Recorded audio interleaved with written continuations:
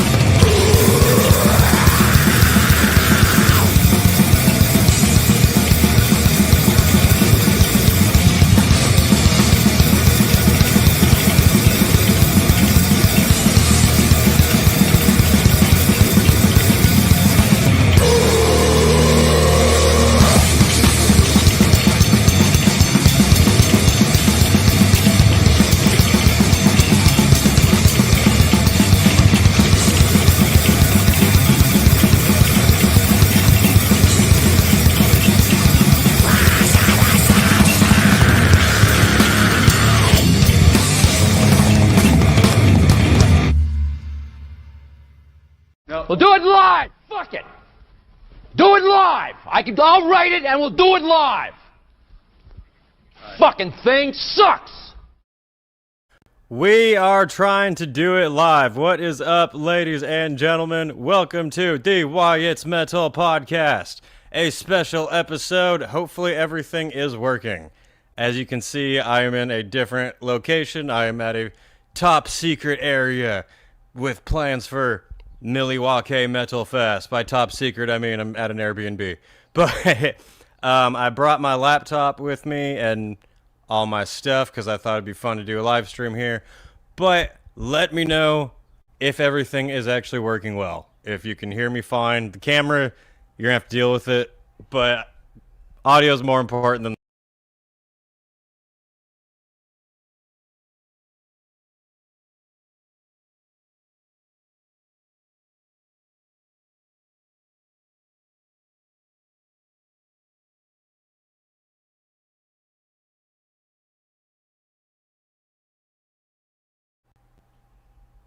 I think I got muted for a second. I might randomly be getting muted and turned back on this, but we're doing it live. We are doing it live.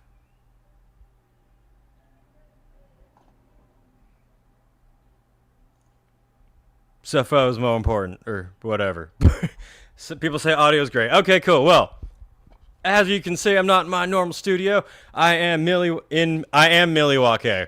I am in Milwaukee, going to the festival later tonight. Today is the pre-party, and hang on, I'm opening an energy drink, an undisclosed energy drink that shall not be named until they pay me. They won't, but...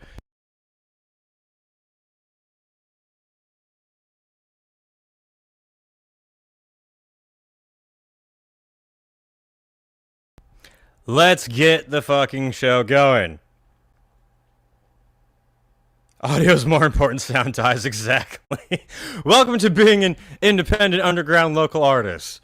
Sometimes you're playing live on stage at the Whiskey A Go Go, and then the crew runs on stage and just starts moving your shit around. But, you know, it happens. Anyway, yeah, so pre-party is tonight.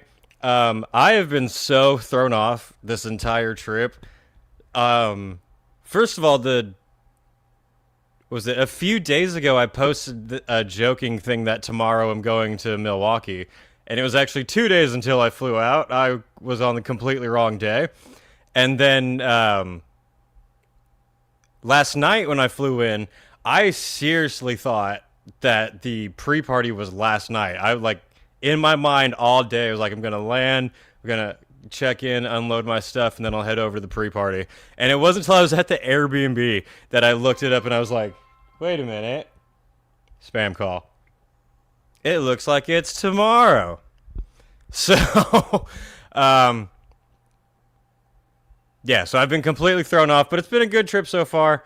Excited for the pre-party today. I have it pulled up here. We might as well go over some Milwaukee stuff. I know some of you are driving out here for the festival right now.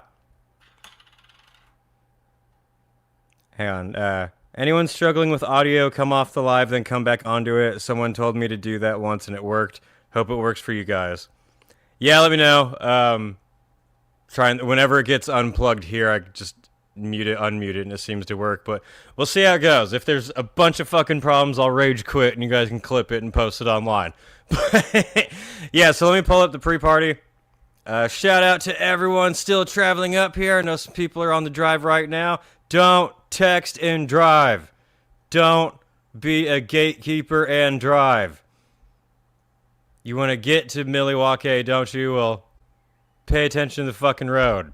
Otherwise, it'd be a shitty drive and you'll piss me off. Tonight is the pre-party for Milwaukee Metal Festival. I'm here too. Can I get a fist pump tonight? Pause. What does that mean? Yeah, so I will be at the pre-party tonight. I'll head over there a little bit later. We have got tonight Bonginator. I know people are excited to see them. Gasket. What is the other name here? Torpedo Death? I think that's what it says. And then Josta and friends. Friend of the channel, Jamie Josta, will be there, probably doing a bunch of cover songs with... Who's on lineup? We got Trevor from Obituary, Devin from Sanguiza Bagadugadur, Bill Mosley from a couple of movies. I'm very curious what the hell he's going to be doing. It'll be cool. But Catton from Hyrax.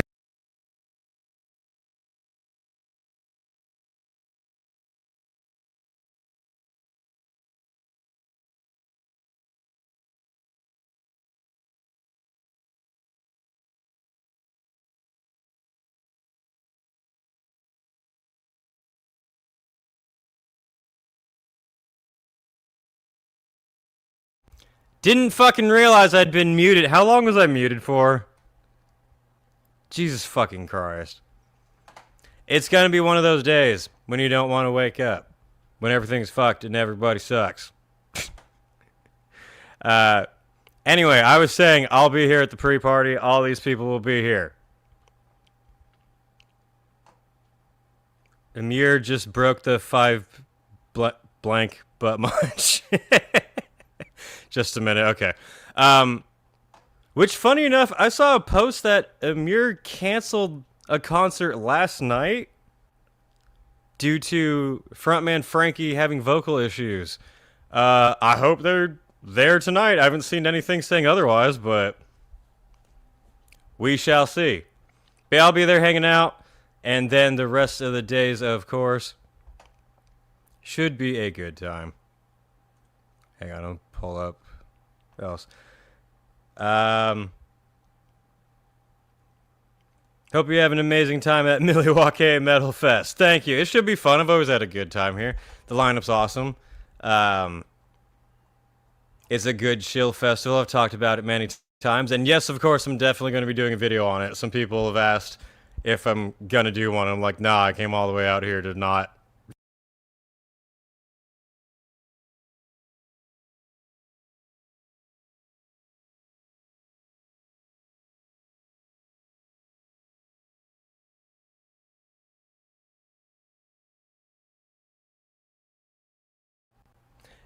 This is going to be a disaster, isn't it?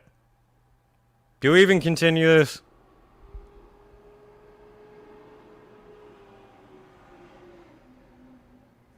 I'm going to give it a second. Can you still not hear me? Now we can. All right. Fucking hell. Anyway. Yeah, shout out to everyone coming to Milwaukee Metalfest. I will be here hanging out, seeing bands, headbanging. I got the lineup pulled up. I'm going to pull it up. Hopefully the goddamn thing doesn't go mute again.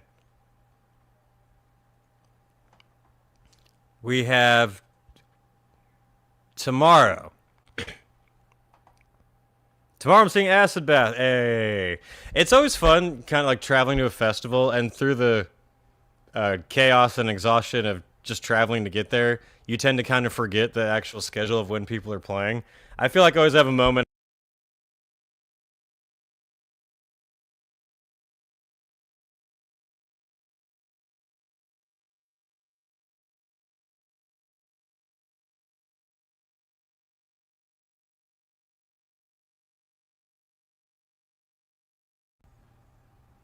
It was like, hang on one second, let me.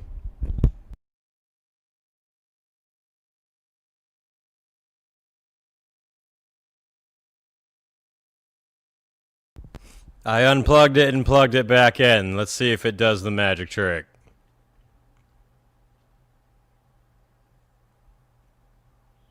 No, I'm just sitting here saying nothing. All right. Tomorrow is Acid Bath. Oh, I think Obituary is tomorrow, right? Oh no, it's over the weekend.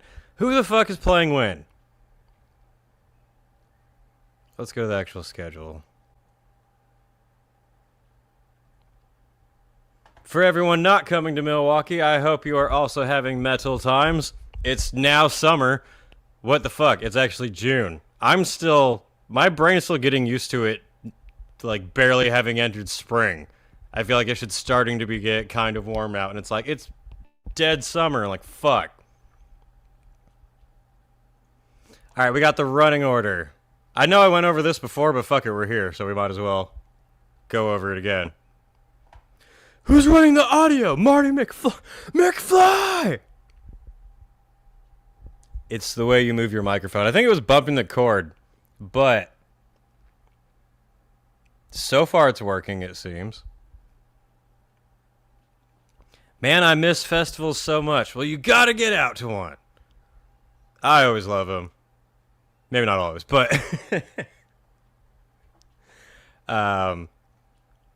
9 weeks until Bloodstock. Nice. I saw that Vicky from Bloodstock posted some comments she got from people saying that she's just using a recycled lineup. And she made a post saying, pretty much no one will ever be happy no matter what you book. And she's like, all right, well, what bands would you guys want to book if you were doing a festival? And I left a comment saying, no bands. Have everyone just stand in a field, listening to their own headphones. They can put on whatever they want. That way, no one complains. Everyone gets the experience that they personally want.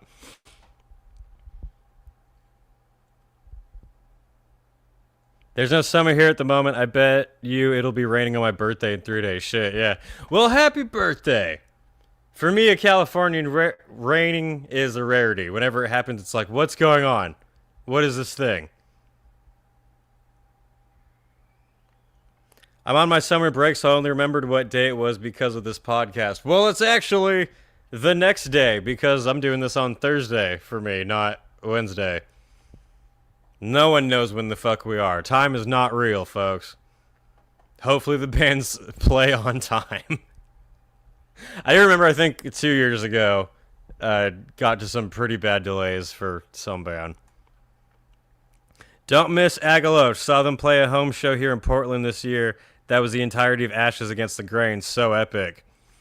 I've never actually seen Agalosh, so this would be my time to. Anyway, where is the running order? It seems like the mic's working now. I'm going to read off some of these running order names, and if the mic goes out again, I'm going to be really mad. Tomorrow, Friday, June 5th, the first band of Milwaukee Metalfest is Dirt. No hate to Dirt, but I don't know who they are. I will check out the Live Josta podcast. That sounds like it will be fun. And then after that is Donna Urberus. I'll probably go right there and watch them.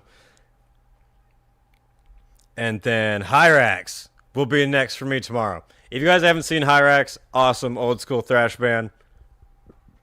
They're kind of like how Anvil was a band that all the huge bands were big fans of back in the day, but they just never really took off the same as, you know, Metallica and everybody. Hyrax is like that, except that they're actually good.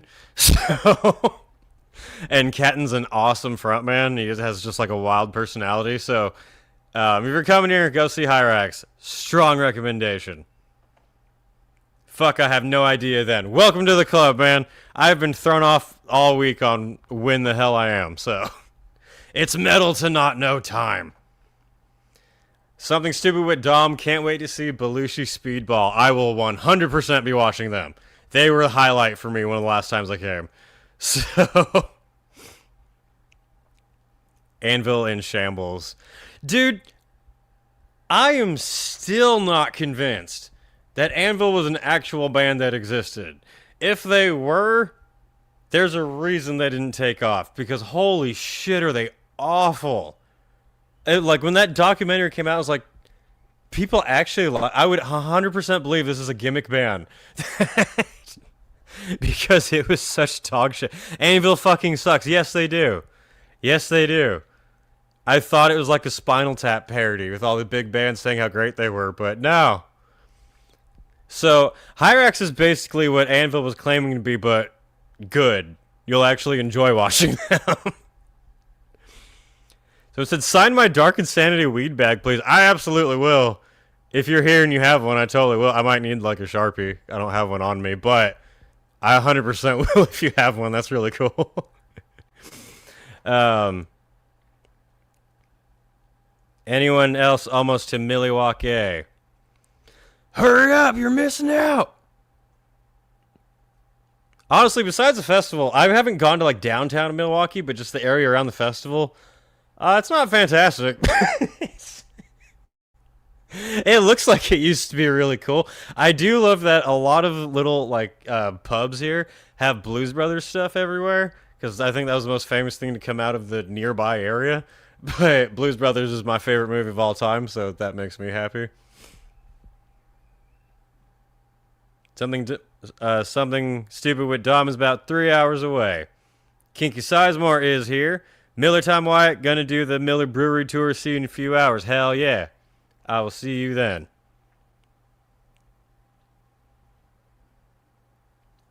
What's up from Alaska? We got some sun today. Probably also a rarity out there, isn't it? Alaska's a place I would love to visit. We need a metal festival in Alaska, because that's my excuse to go places. I posted on my Instagram stories, but I will share this tip for you guys who are traveling. And this is not sponsored, but it fucking should be. I would take this sponsorship immediately. But I need to show you.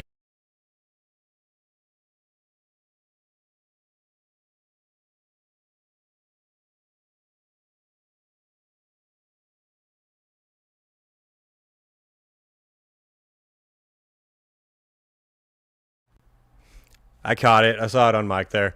But they look like this. You would barely be able to tell that they're not just normal sunglasses. And they put a pristine, about like 100-inch screen right in front of your face. It's not VR. You can still see out of your peripheral vision like you would with any pair of sunglasses, but it puts you in a private theater. I had 2 middle seat flights on the way here. It was like I was gaming at home. They had them plugged into my Steam Deck with my headphones on, playing Rise of Rome, and I was on the flight just being like, let's fucking go! Absolute fucking game changer. And I think they're like $300 or something. You plug them into your phone, and you're in your own private theater if you're on a bus or something. I was also binge watching Sons of Anarchy with these. I'm gonna rewatch it. Not sponsored, but holy shit, should it be? Because they're absolute game changer for flights. No, I unmuted it. I was trying to be, unless it's still muted, but...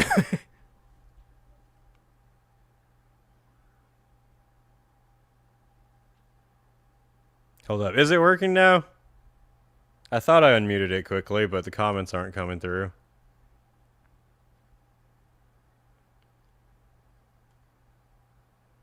I was shilling for a corporate product, and then the mic went out and fucked me over. Okay, yeah, it's working. Jesus Christ.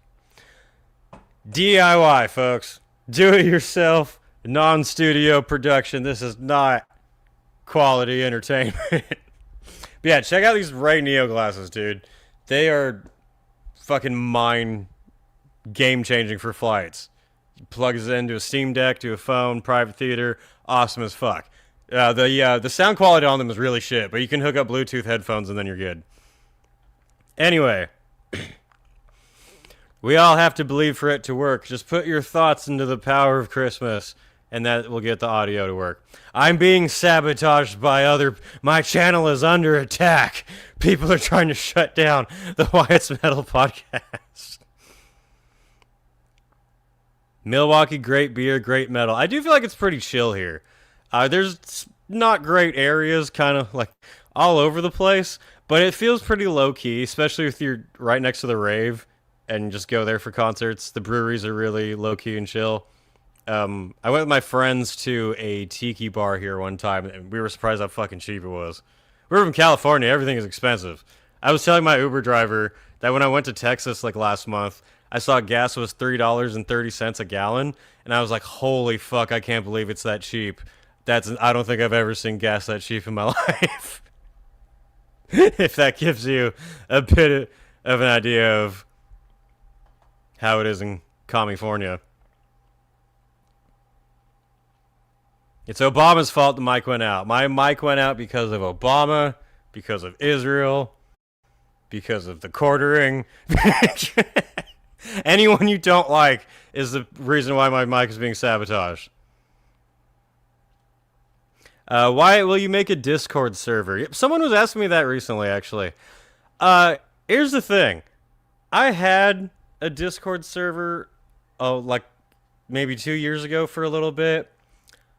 I just don't like Discord. I don't use it on my own, like personal for anyone. And I had it for a bit, and I was just kind of like, I'm not a fan of it. I don't use Discord. I don't really like it. I don't feel like making one for everyone to chat. Because the expectation is that I'm going to be there talking to everybody all the time. I like talking to people, but I don't want to have to be in the thread constantly. I have videos to make. They take a long time. So nah, I'm going to pass on Discord just because I'm not a fan of it. Yeah, it's like 3 years ago. Yeah, it was pretty shortly after the channel started becoming successful, I made one, but then was like, Yeah, I don't like Discord either. I don't use anything anymore. Yeah, I pretty much use, Instagram, YouTube. That's mostly it. I turn on, what the fuck was that? I turn on X once every other day, and within 3 seconds get annoyed and then just click out of it. I was using it fairly regularly, but like everyone on there is so fucking annoying and either focused on drama that's not important or manufacturing drama. But like I'll turn it on and go to my messages and see like what my friends have been talking about, and then I'll just click out. Like I don't care about X at all. Facebook, I haven't been on in years, and that's because I was hacked out of it. I was already losing interest in it, and then it got hacked and I couldn't get back into my account. I don't think humans work there at all anymore. I think it's only fucking droids. I've not been able to get back in, and I'm like, fuck it. I would like to bring it back or start a new Facebook for the channel, just because Facebook pays a lot of money actually for videos. It would just be me putting the same videos there as I do on YouTube, which is probably what I'm going to end up doing for Facebook, TikTok, all that. I'll get those somewhat soon, and it's only going to be to get people to go to the YouTube, just short clips. I'm not going to be like, I'm on TikTok. Follow me at the American Express experience at Milwaukee Metalfest. It's like so hot in Milwaukee, but thankfully American Express hooked me up.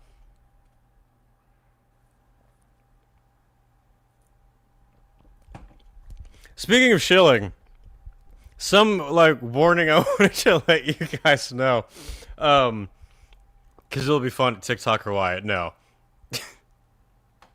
not happening. It'll be on there, like I said, short clips of go watch this on YouTube, and that will literally be the only things I post there. Oh, someone's talking about Dahmer. Yeah, since we're in Milwaukee, we're going back and forth about Dahmer. What about it? Yeah, it's like 2 or 3 blocks up the street from Milwaukee Metalfest is where Dahmer's apartment was. It was a 3-building complex. It's now 2 old-ass fucking buildings. The one he lived in was torn down, probably because it smelled. But it's a big, empty, fenced-off lot.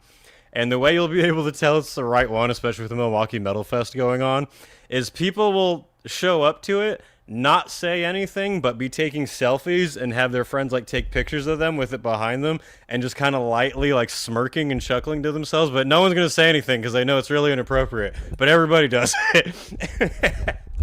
So if you see people standing at a fence with a big empty lot behind it and there's like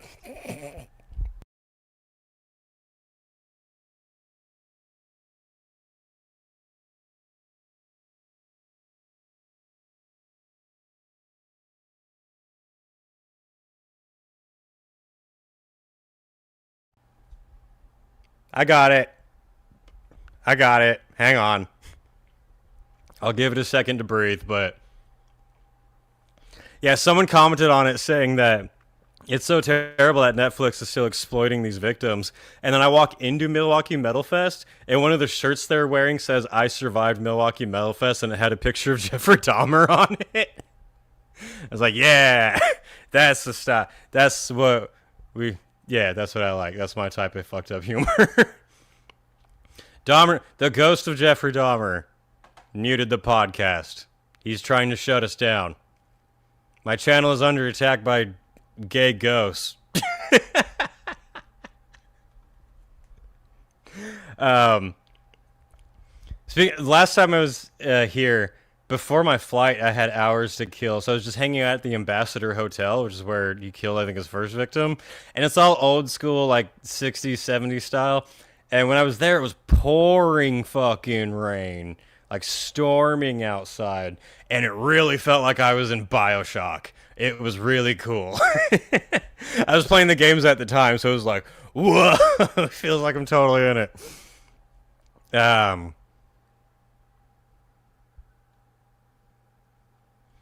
The E-Line says, only Wyatt could go to Milwaukee Metalfest and give us a live update on rifts, pits, and the fact that Dahmer's old place is basically a block away. This is the exact field reporting I expect. I'll go over there and film it for the video. I think I did before, but I'll go over and film it too. Yeah, when I went there with my friends one time, they're all taking selfies, and some normal people who were like not going to the festival also showed up and were quietly taking selfies. And everyone's just chuckling to themselves, and I go, yeah, we're all good people. And then everyone just started laughing. Here's a great... Why? Who's your favorite musician that killed someone? Oh man, that's a good. That would be a fantastic video. 12 best musicians who were murderers. You know who's not on the list? Tim Lambesis, for both reasons. He failed both objectives. But fuck, I don't know. I have to think about that. That's an awesome question. I don't know. Vince Neil.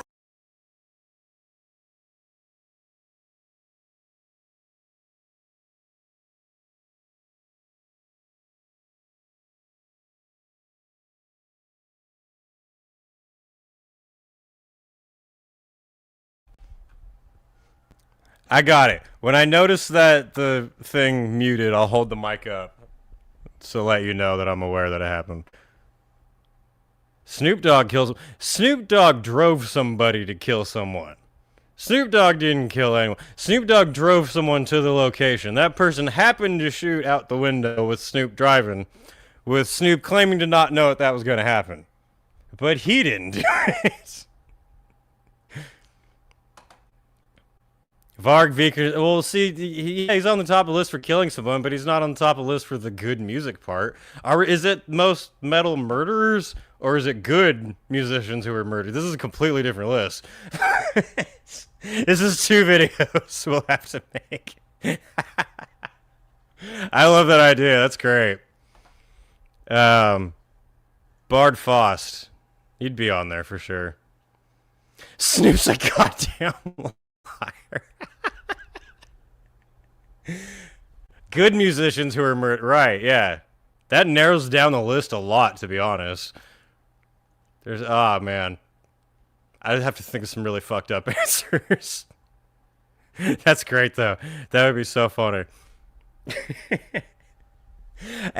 What was I going to say before all this shit? I mean, if you guys want to make the list for me, I'll definitely put...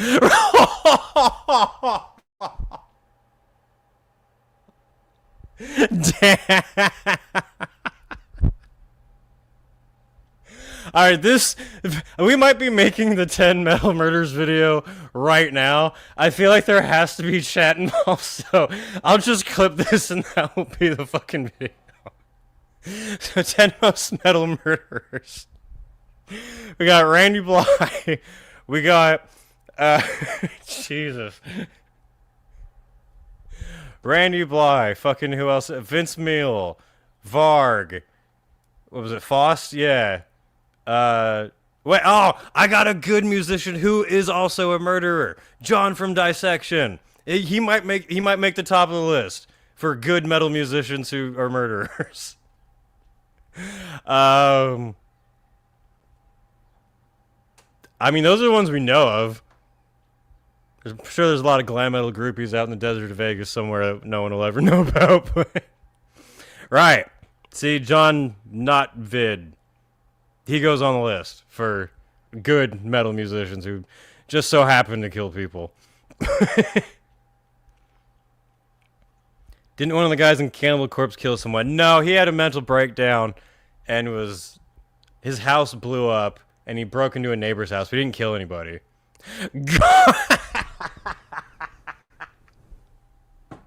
Garth Brooks. Where are the bodies, Garth? Where's my grandma, Garth? Oh, believe me, I'm well aware of that lore. That shit was killing me for a long time. I did see Garth Brooks live one time, and he rocked it. He was awesome. But he also might be a mass murderer of epic proportions. God damn, what are we talking about?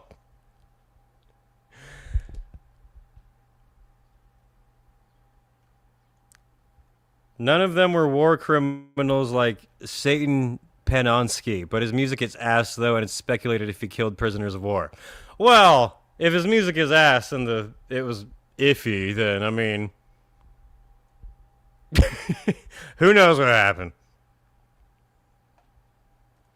Yeah, when I discovered Dissection, I was so stoked on him, but then when I went to research, I saw John was already dead and was like, well, fuck, yeah. This band's awesome, I can't wait to see... Ah, damn it. Where's my grandma, Garth? Yeah, where are the bodies, Garth? Tom Segura has all the lore on the Garth Brooks stuff. Why will attempted murder count for the list? No, we don't like pussies on here.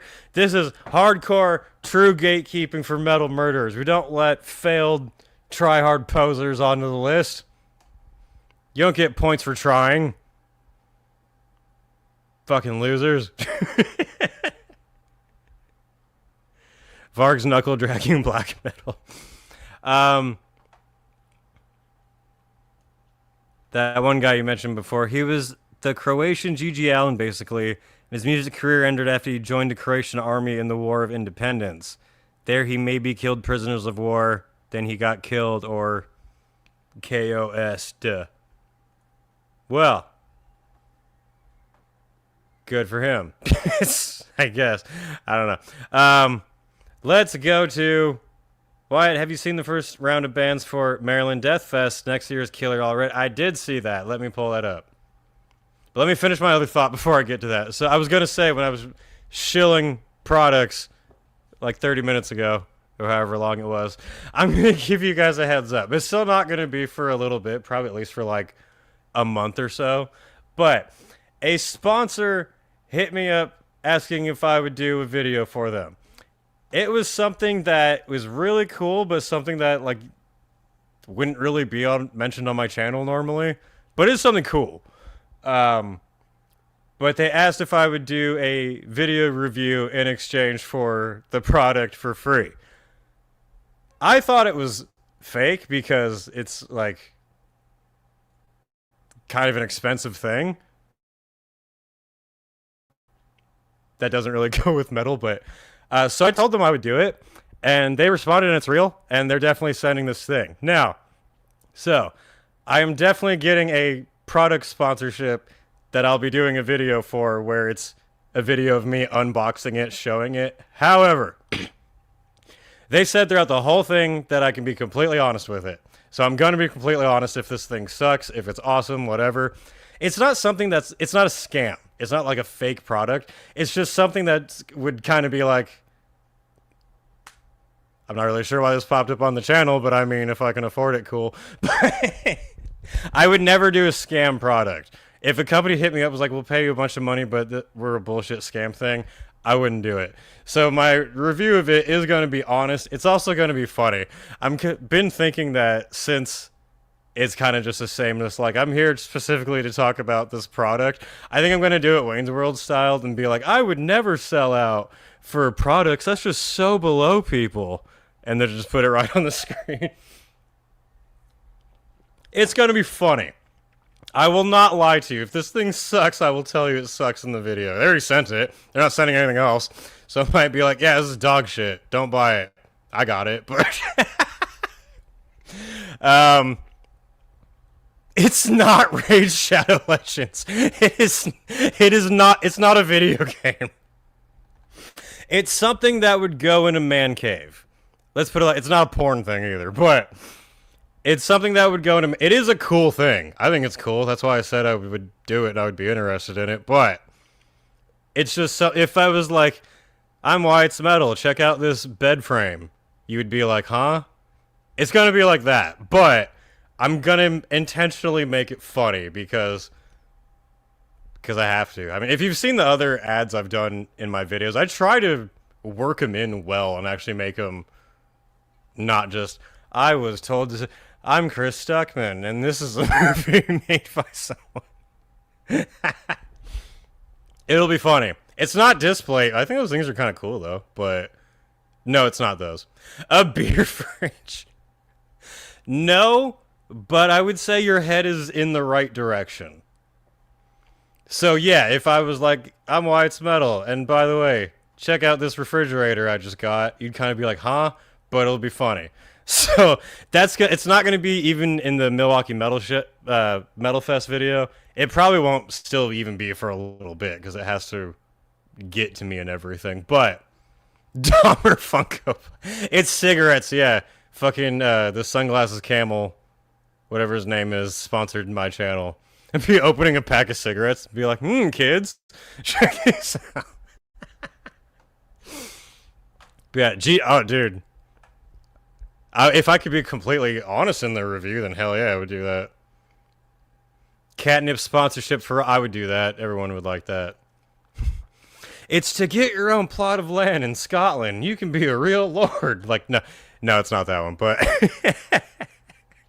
But anyway, just letting you guys know. It'll be cool. I was surprised when they hit me up and it was actually real. It's kind of like if someone hit me up and is like, can we send you an expensive computer? And I'd be like, this isn't real, but sure. And they're like, we're sending it to you. Like, what? So yeah. Blink twice if they think your podcast is NPR. I was kind of like, do you know the channel? But like, all right, whatever. It's cool. Auto blow or Ray. It's not Raycon. I did a Raycon ad before. I don't think they like me. I could use a new headphone sponsorship, though. If there's any headphone sponsors out there who like the channel and want to get me to do a video, then send me a pair. I could definitely use them.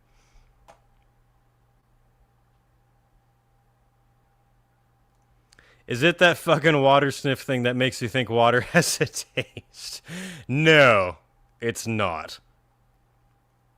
Colin Nevermore says Meta PCs. No, but I bought my Meta PC when they sponsored Geeks and Gamers. That's where I got mine.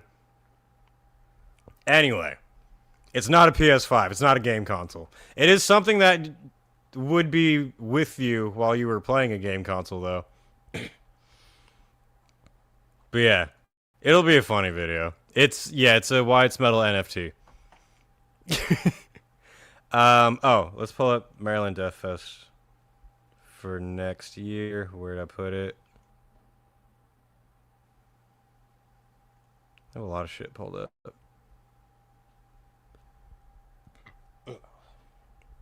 Yeah, so Maryland Death Fest just wrapped up this year. I unfortunately was not there. I wanted to, but flights are expensive. It was almost as much for me to fly to Maryland Death Fest as it was for me to fly to fucking Slovenia next month to perform, which was strange. But, hang on, am I muted? Is it working? All right, we're good. My penis enlarger. That would be hilarious. All right, we're on to Maryland Death Fest now. Next year, bands announced we have got Enslaved, Candlemast, Ackercock, Voivod, Demolition Hammer, Thulkandra, Sabbath. I think is that Sadistic Intent? Or looks like, all right, good luck with the rest of these. Vreed, Exhumed, Obscura, One of Nine. Awesome bands. I can't read these other ones. Gorb Rotted. Oh, the list is right here. Reading is fun. We got Ancient Death, Cerebral Effusion, Ceremonium, Koshot. You know I butchered that one. I'm not even going to pretend that was anywhere close to being accurate.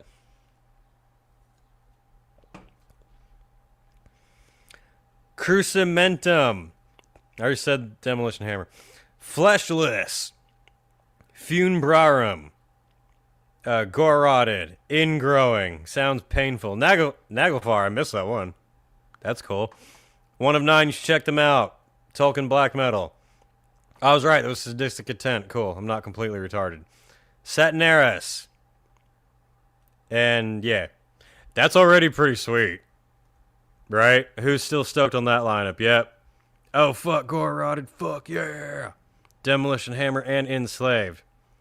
I think you still pronounce the E at the end of Ackercock. Well, now I'm going to intentionally not do it and just call them Ackercock. They're a good band. I'm not hating on them, but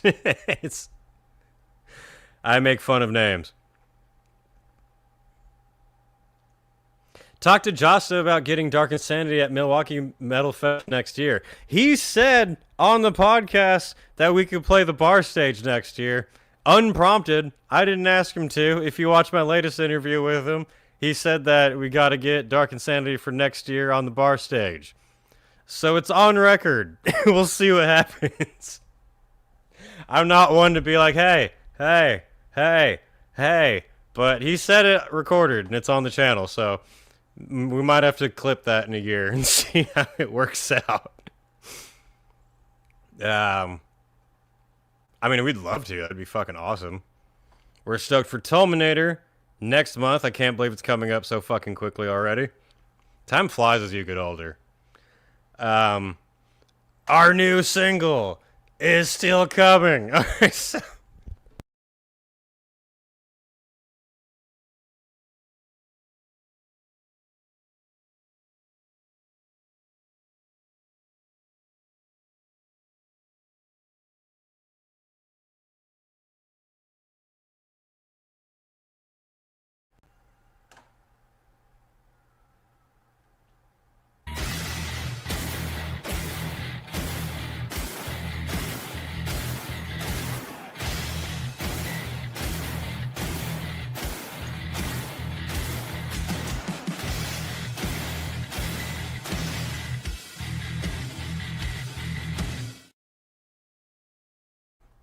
take that sound.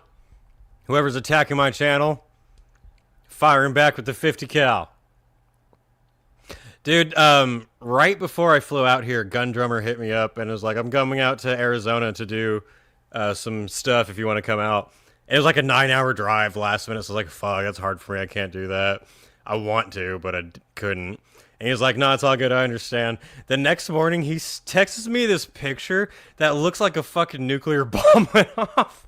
Just in the middle of the desert. It looked like napalm or something. He actually didn't respond, so I hope he's still alive. Gun Drummer collab is happening this year for sure. I just have to plan it out more. But, anyway. The fuck were we saying? Where are we? What are we doing? What do I do with my hands?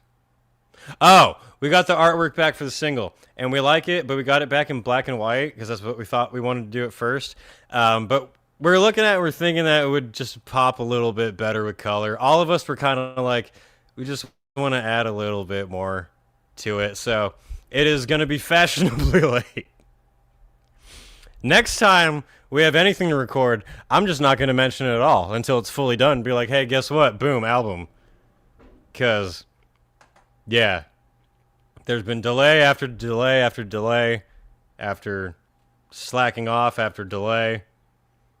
But it sounds good. It's awesome. We literally just need a little bit of color to come back in the artwork, and then we're there. When's it going to be up? I'm not fucking saying anymore. It has not worked out in the whole time I've tried. Dark Insanity featuring Gun Drummer. I want to record a song with Gun Drummer shooting on it. Like, to actually work it in some way. I think that would be fucking awesome. We'll see.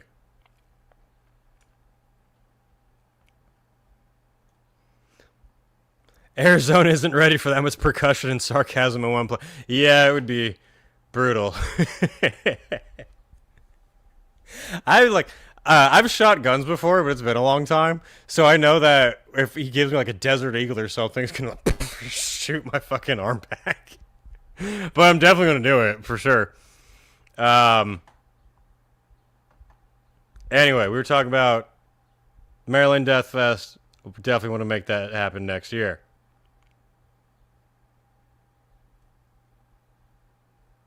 R.I.P. Gun. I hope not. Jesus Christ.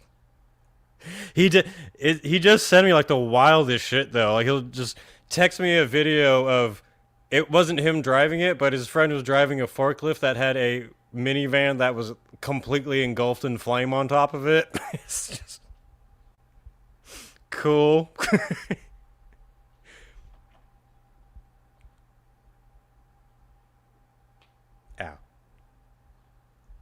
Wyatt recording with Gun Drummer is the metal equivalent of a buddy cop movie nobody asked for. But dude, that'd be awesome. A road trip movie with me and Gun Drummer. We run into like Josta and like Alex Terrible and all these people that would be down with all these. Dude, all right, let's do a reality show. Jack and Ozzy had their traveling show, but we need to do Gun Drummer Wyatt traveling around with his truck full of guns, just picking up different metal and rock people and just blowing shit up. That would be amazing. How is someone not offered Gun Drummer reality show now that we're talking about that? We had ex-wives of rock. We had I Think I Can Kind of Sing the backing tracks, season 45. No one was like Gun Drummer Road Trip. I would have thrown money at that if I was a producer. These guys don't know what the fuck they're talking about.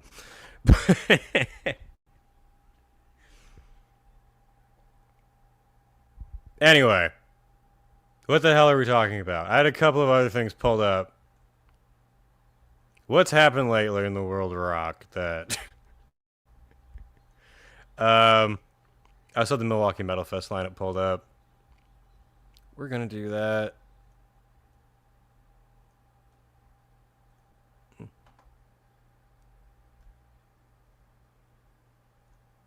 Okay. I saw a sign that said Milwaukee for the first time. Now we are getting close.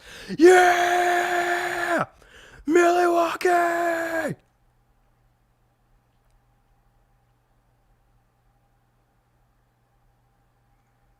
I made a deal with Satan Ticketmaster for the first time since Merciful Fate in 2019 to get tickets for Iron Maiden. Oh, I just gave a little money to Lucifer as well, because I bought tickets for Dimmu Borgir with Hypocrisy in LA. Because, I mean, I had to do that one. As I said in my video that we should all boycott Live Nation, knowing full well that no one was going to do it, including myself. Like, I knew that. It has altered my drive to go to concerts, though, honestly. It's got to be like a rare one, like Dimmu now. Otherwise, I'm like, fuck Live Nation, is what I'm trying to say. I bent down and let Live Nation spank me. Gay. Anyway.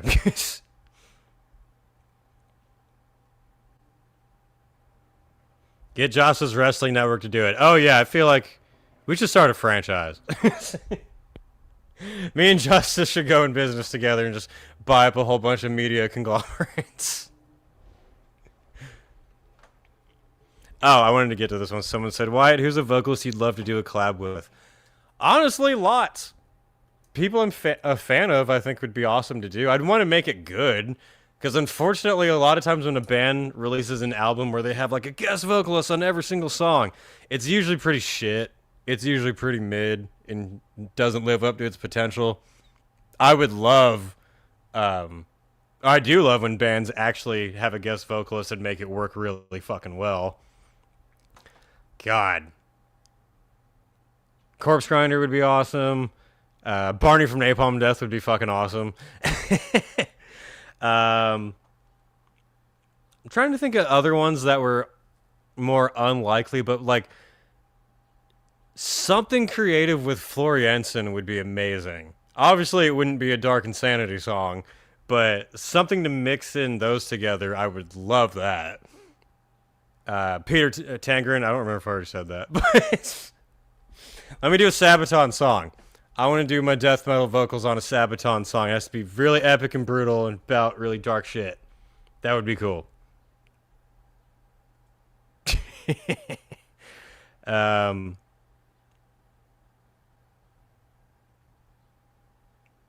Yeah, lots of people, basically. Alice Cooper. Somebody mentioned Alice Cooper. Let me do a metal song with Alice Cooper. It'd probably be awful, but it'd be an amazing opportunity. Play the Alice Cooper spot where he's telling the history of the name Milwaukee from Wayne's World. Since we're here, we might as well. That's a good call. In case you've never seen this clip before, you're like, why are they saying Milwaukee? I don't even understand the reference. I have no idea what you guys are talking about. Whoever gets that reference wins a special place in my heart. All right.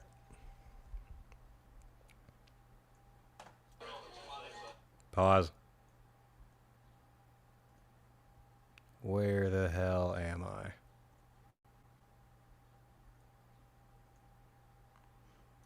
Someone commented on my video where I put this in there saying that this is actually what Alice Cooper concerts are like backstage. I'm like, yeah! Yeah, you go backstage at an Alice Cooper concert, you talk about golf and God. It's not like fucking... Even way back when, he's been married forever? A long time. Anyway. This is gonna be me later tonight when I have my pass. You see me walking around, I'm gonna be doing that 100%. No, you got pass? All right, come on. Hurry sorry. up. No, I can't let you in. Sorry. Alice, is this cool? Pausing for copyright reasons. Well, this came out in the 92. Never mind. Alice probably wasn't doing coke anymore by that time.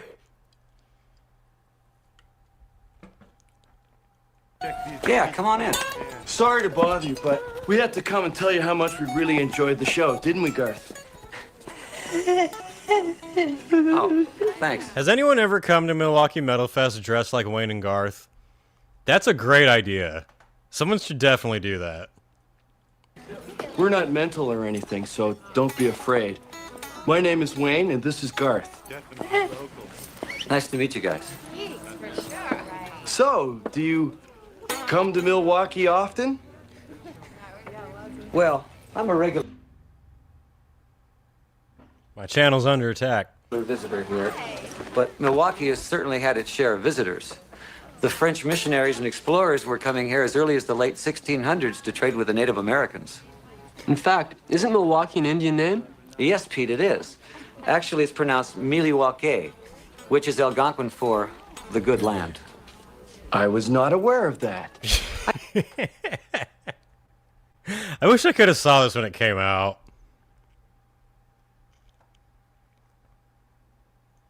This movie molded me when I was 4. My first time rocking out to anything was the infamous Bohemian Rhapsody scene. Hell yeah. See, we all had those 90s movies that molded our personalities. I think one of the most interesting aspects of Milwaukee is the fact that it's the only major American city to have ever elected 3 socialist mayors. Does this guy know how to party or what? Huh? Huh? Huh. Okay. Well, we gotta get going. No. Stick around. Hang out with us. Cool. Yeah, we'll stay and hang around with us. With Alice Cooper. With us. We're not worthy! We're not worthy! We're not worthy! Putting the hand out is so fucking funny to me. I love that part. Like he's so used to it. And just kiss the ring, bitch. And Alice Cooper was immediately the coolest guy in the world to me. Hell yeah. I am old enough to remember when VH1 Metal Mania would play the Feed My Frankenstein video all the time. And I loved that video. This stream now has more educational content than the Milwaukee Tourism Board. I was looking up things to do yesterday since I had a night off. And I stayed in and played my Steam Deck and watched Kill Tony. Because there was fucking nothing going on at all.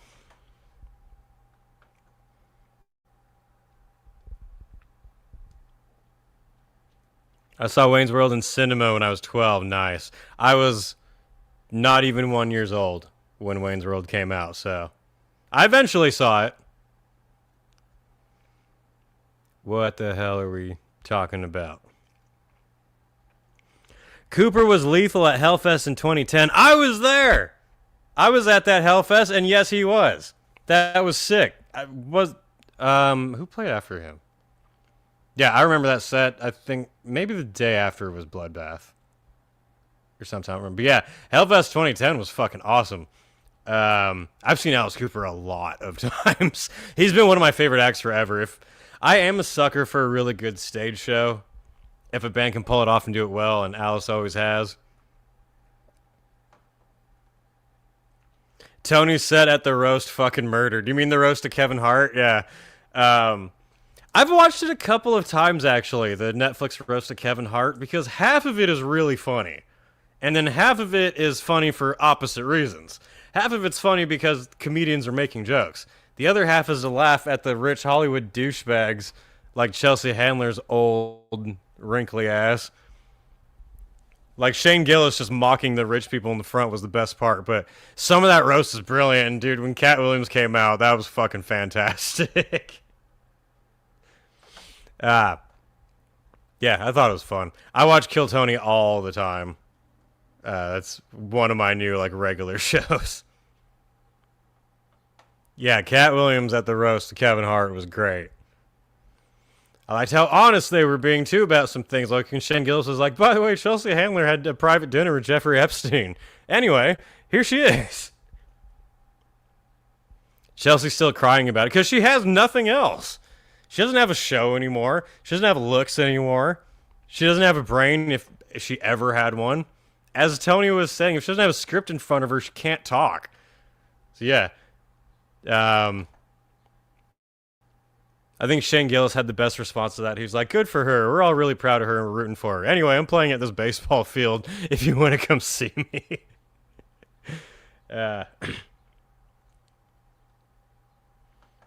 What else was good in the roast? Shane Gillis was good. Tony was good. That writer for Kevin Hart, whose name I forgot, the other black dude. But he was really funny. The one who was going after Dave Chappelle, he was actually good. The Rock was actually funny. You know, he didn't write a single word to any of that, but his bit was funny. She's been scrapped more times than a grill at Benihana. That's a good way of putting it. She really talks a lot about how hot she still is. And I don't know who needs to hear this, but usually hot people tend to not talk about how hot they are all the time unprompted. You usually don't have to be going around and be like, by the way, I'm hot. Did you guys know I'm still hot?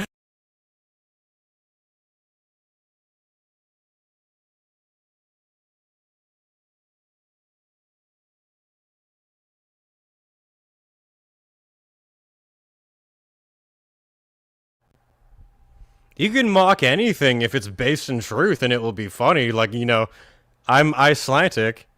You can make really clever jokes about Iceland that are insulting, but if they're well constructed, I'm going to find them funny. But she was just wrong and just saying dumb shit. Like saying that Tony and Shane took the Saudi Arabia money when they both didn't go, but her friends did. Like, okay. Big J. Yeah, he was good. Big J. Okerson was funny. Yeah, I forgot about that, but he was also entertaining. All of the actual comedians were good. She doesn't have 50 Cent anymore. A blood gang member didn't want her. Think about it. Yeah. How did they ever hook up? I had more... I thought 50 was prouder than that. How does 50 come from the hood with real street cred and bang that wide of an ugly bitch? I like 50 though, but damn. People who say they're hot are usually ugly as fuck. If not on the outside, then definitely on the inside.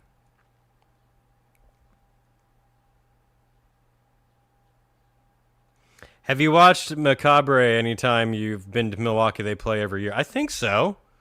Yeah, they were in one of the videos. If anything, at least for a bit, yeah, but... Oh, dude, I wanted to comment on this. Talking about the Kevin Hart roast. Here we are at Milwaukee Metalfest. We're talking about Netflix roast. Yeah, dude. Pete Davidson is a great fucking example of how I think anything can be funny if it's actually written and structured cleverly. His joke about Charlie Kirk was fucking hilarious. And I think lame-ass jokes about Charlie Kirk are just lame and pathetic. Everyone repeats the same one, the catchphrase that he leaned left in the end. Like, you read that? Cool, good for you. Pete Davidson had a clever Charlie Kirk getting assassinated joke that was fucking funny. And I was like, that's how it's done. You can make fun of literally anything as long as it's actually clever and, like, delivered well. Yeah, Pete was great. Like, everyone liked his set.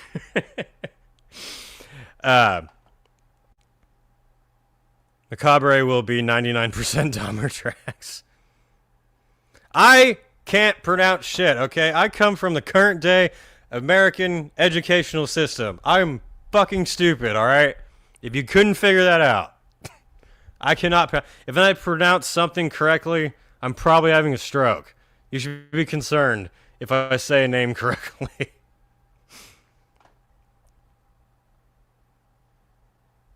Where was I? Cheryl Underwood's set was really funny and went on Shane's pot. Dude, yeah. Cheryl Underwood was great. I was a big fan of her, too. From the roast. I was watching her on Kill Tony. It was alright. No, she was really funny, too. I did laugh at I think even Shane mentioned this on his podcast, that I did find it really ironic that Cheryl Underwood comes out and goes, by the way, Shane, if you had said that N-word, we would have fucking killed you. Anyway, I'm glad we came here tonight to celebrate free speech. And she said it totally unironically. It's just like, I'm not I'm not like, oh yeah, he should have said it, would have been great. But like, how do you not see that hypocrisy? That was hilarious. I love how Shane couldn't even get out of the jokes about Cheryl's yeah. I love how he said that, like, he would never tell these fucking jokes, but he, like, checked in with her and everything, because they were brutal. Macabre, McArby's, whatever. Good, they are a good band. Again, just because I pronounce a name wrong does not have any reflect on the band's quality. I am come from the California educational system, is what I'm trying to say.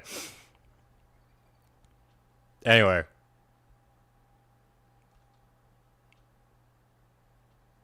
Yeah, so the Kevin Hart roast was great. We should probably talk about metal stuff now on the podcast.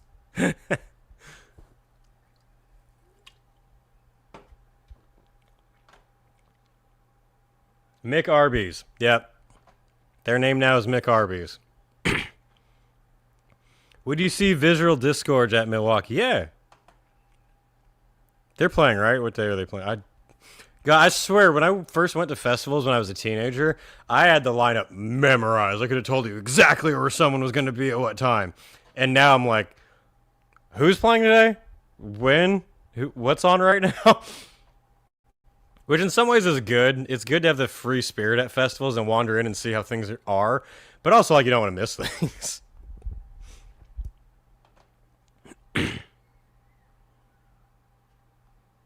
Let's be honest, 40% of the time on the pod we don't talk about metal. It happens. At least we try to keep it entertaining, you know. There's lots to talk about. Vanessa, what do you think of the lineup of Rockstad Extreme Fest in Romania? I thought it was pretty good. Someone mentioned AI Aussie. I'll get to that. Let me pull up the lineup for Rockstad here, and then we can go over to that. Another funny thing. Rockstad is a festival I'd love to check out. It takes place the day after Tolminator. I would love to go do both, but I have to help my band get back home, and I also can't be away from Rocket that long. But some year I absolutely want to go because it's a festival in Romania near Dracula's castle. I'm already sold. And has a pretty good lineup. It's obvious this year they were going a little bit more mainstream. I only say that because they have like Godsmack and Marilyn Manson on the lineup, but they still have some good underground shit. Let's pull it up. We'll do it live. Rockstad Extreme Fest in Transylvania, which is awesome.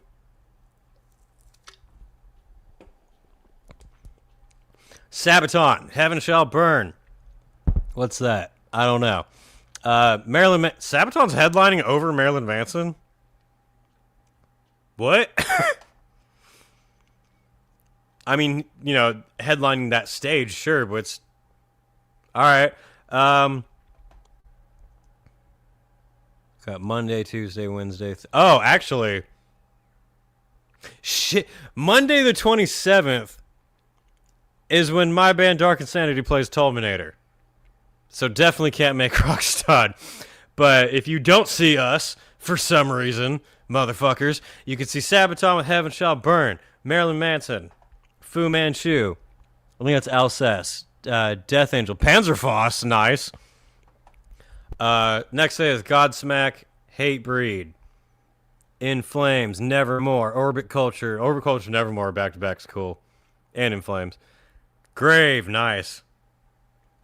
Wednesday is Lamb of God, Arch Enemy, Slaughter to Prevail, Municipal Waste, missed that one. Wednesday's really good. Yeah. Yeah, Wednesday has Deicide, Candlemass, Perturbator, Perturbator. Hang on, I'm dying. Slaughter to Prevail, Accept, Vader. That's a good day. I thought I went muted for a second. I'm going to assume Manson isn't headlining because everyone is still tepid over the controversy.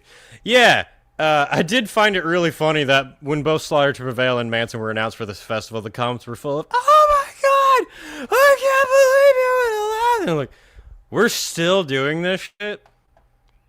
Jesus Christ. I like when Slaughter to Prevail get announced for festivals because it makes fucking lame-ass losers go away. And I'm not even a big fan of their music. Wyatt, will you do Wretched Rights this year? I'm not sure what that is. Is that a festival?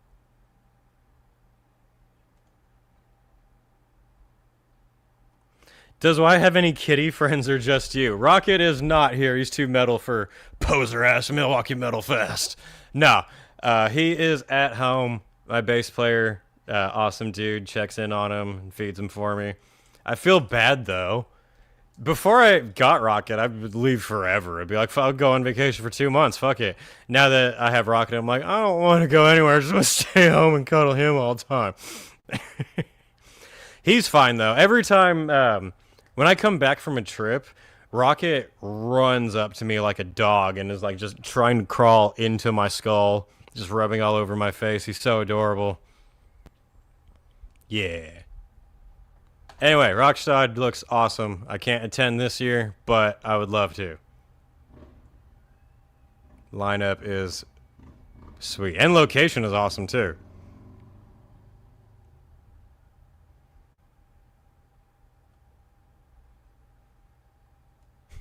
Oh my god, Rob Zombie's bringing him out. You mean the guy whose best film opens with a dead naked chick being dragged through the woods? That sounds like all of them. I think that happens in every single Rob Zombie movie.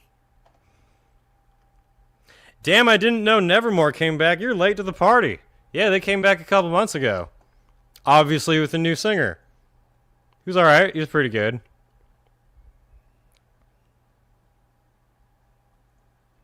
Wyatt, when Hellfest and Grasspop do their live streams in a few weeks, you should do a watch-along. The Back to the Beginning watch-along was great fun.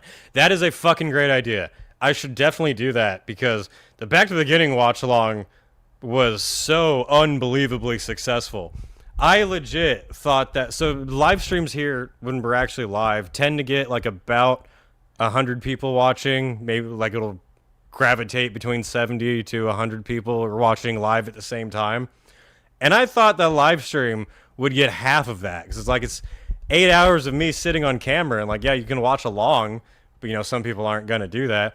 I turned it on. It was like 400,000 people were watching it. It's insane. And it was just fun, too. So, yeah, that's a really great idea. I'll have to time out their schedule when that's happening. Yeah, they don't clash with Tulminator, so I should be able to do that. That would be fun. I used to just watch those all the time. If I wasn't going to a festival, I would always put on their live concerts and watch them. Show it. Back to the Beginning, watch along. Why aren't you showing the performance 1,000 times?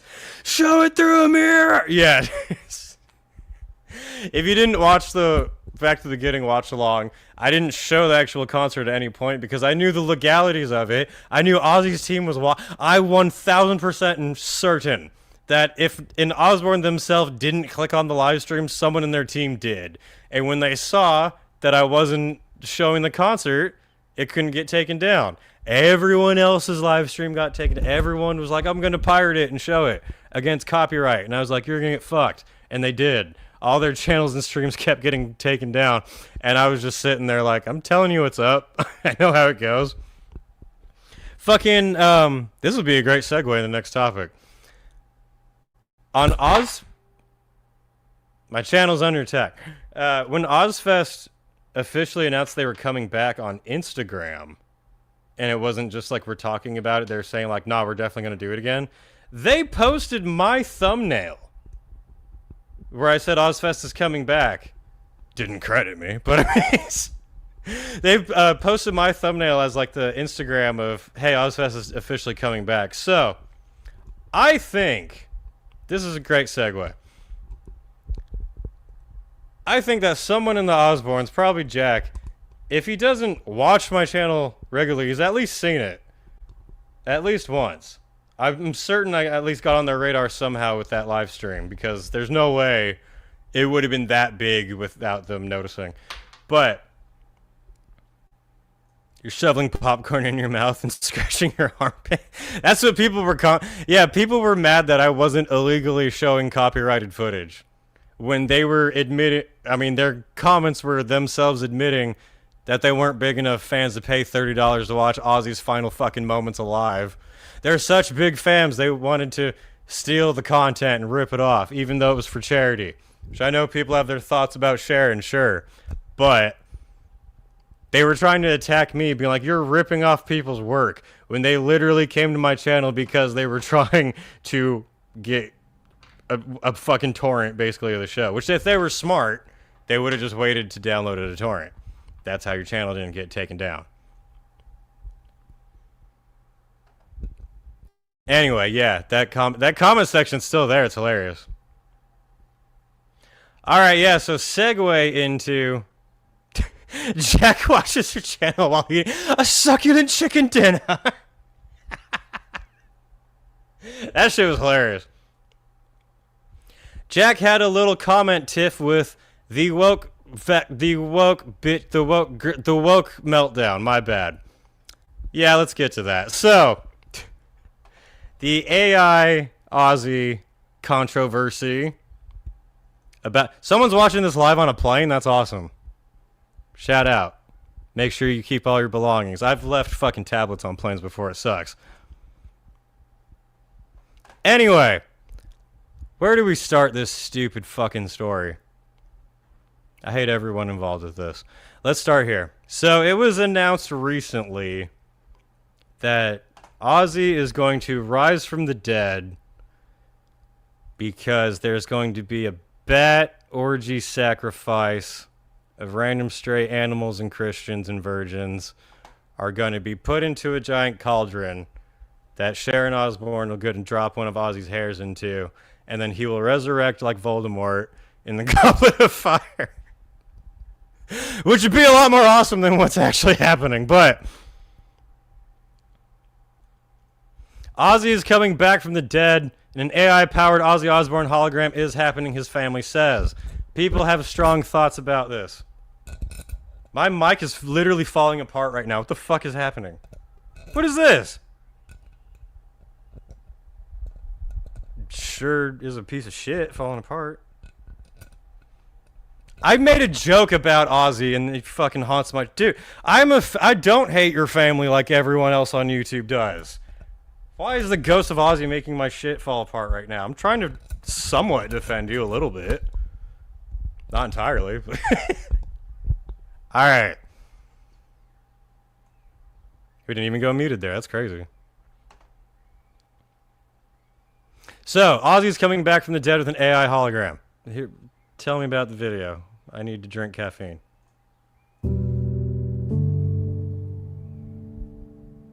Wait. No, you're supposed to talk...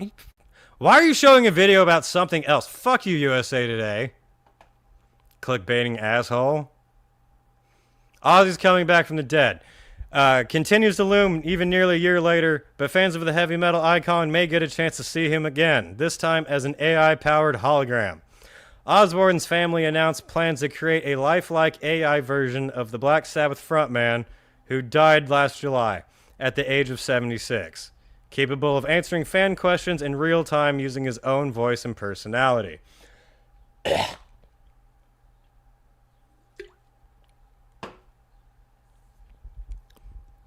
Sharon Osbourne and Jack unveiled the project during a panel discussion at the 2026 Licensing Expo in Las Vegas, where they discussed the future of the Osbourne brand and preserving Ozzy Osbourne's legacy for future generations. You can ask Ozzy anything, and he will answer you in his own voice, and the answer will be what Ozzy would have said. Sharon Osbourne said during the discussion, we're going to take it all around the world. People can talk to him, and he will talk back. Because we live in fucking Black Mirror times. It's not... dude, can we get an AI Jeffrey Dahmer? AI Jeffrey Dahmer experience. You walk into a recreation of his apartment. How come we don't have a VR Jeffrey Dahmer? That would be awesome.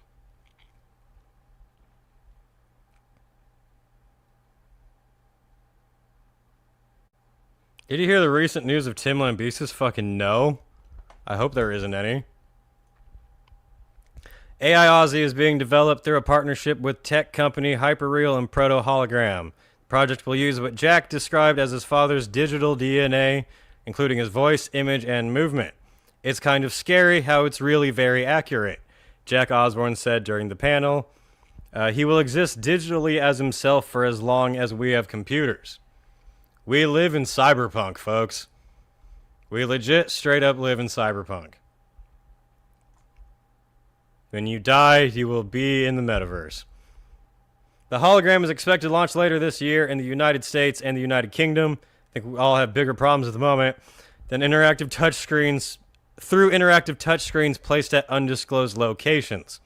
The AI avatar will be capable of responding individually to fans, appearing to make I don't want to make eye contact with a dead person. The fuck? That's creepy. Do like in acting. When you never look directly into the camera, you look slightly off camera. Have it do that.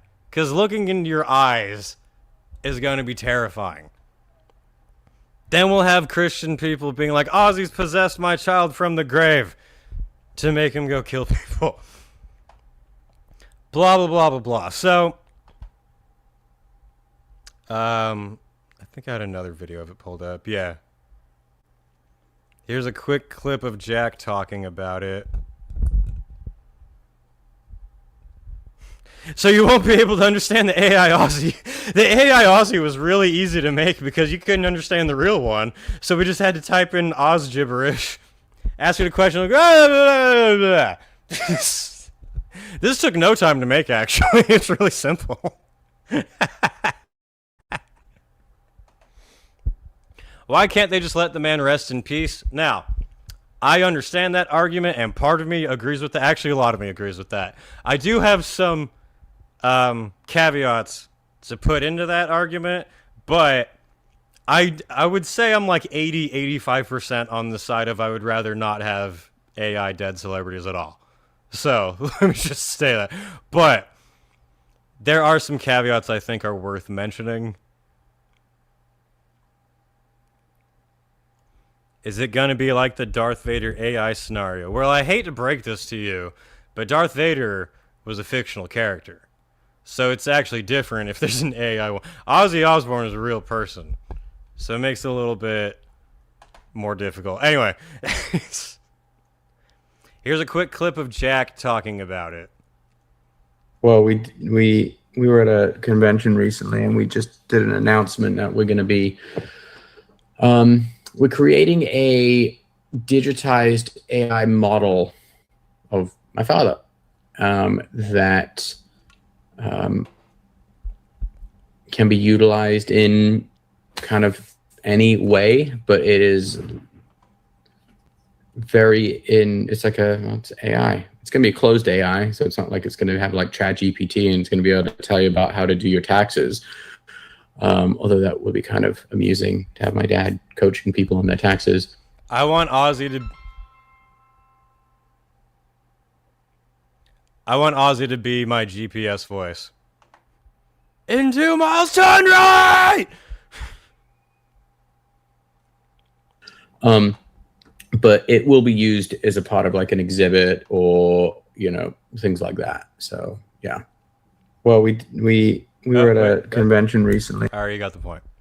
So he said it's closed AI. It's not ChatGPT. It's not, hey, Ozzy, what's the weather going to be like today?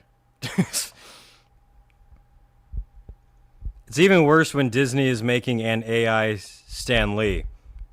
Do you mean to say the Ozzy one is worse than the Stan Lee one, or the Stan Lee one is worse? Because I will say right now that the Stan Lee one is way fucking worse. But I would make the AI Ozzy self-aware and start Ozzy Skynet. What if AI Ozzy becomes self-aware and becomes the ultimate metal gatekeeper? And he's like, no, I'm going to want real rock and roll. And he starts multiple Ozfests at the same time that are all actually effective because robots are better than people. What if AI Ozzy comes out and it's completely based as fuck? No one thought about that, did they? You guys are too limited in your scope of what AI can do. How about an AI Ozzy fuckbot for all the people who were too young to be groupies in the 70s and 80s? Sharon would never allow that. Sharon, and would you want to be fucking a robot of a not in great shape dead rock star? That's all kinds of levels of fucked up, dude. You're on Jeffrey Dahmer levels if you're doing that. So, yeah, hang on, there's a comment here.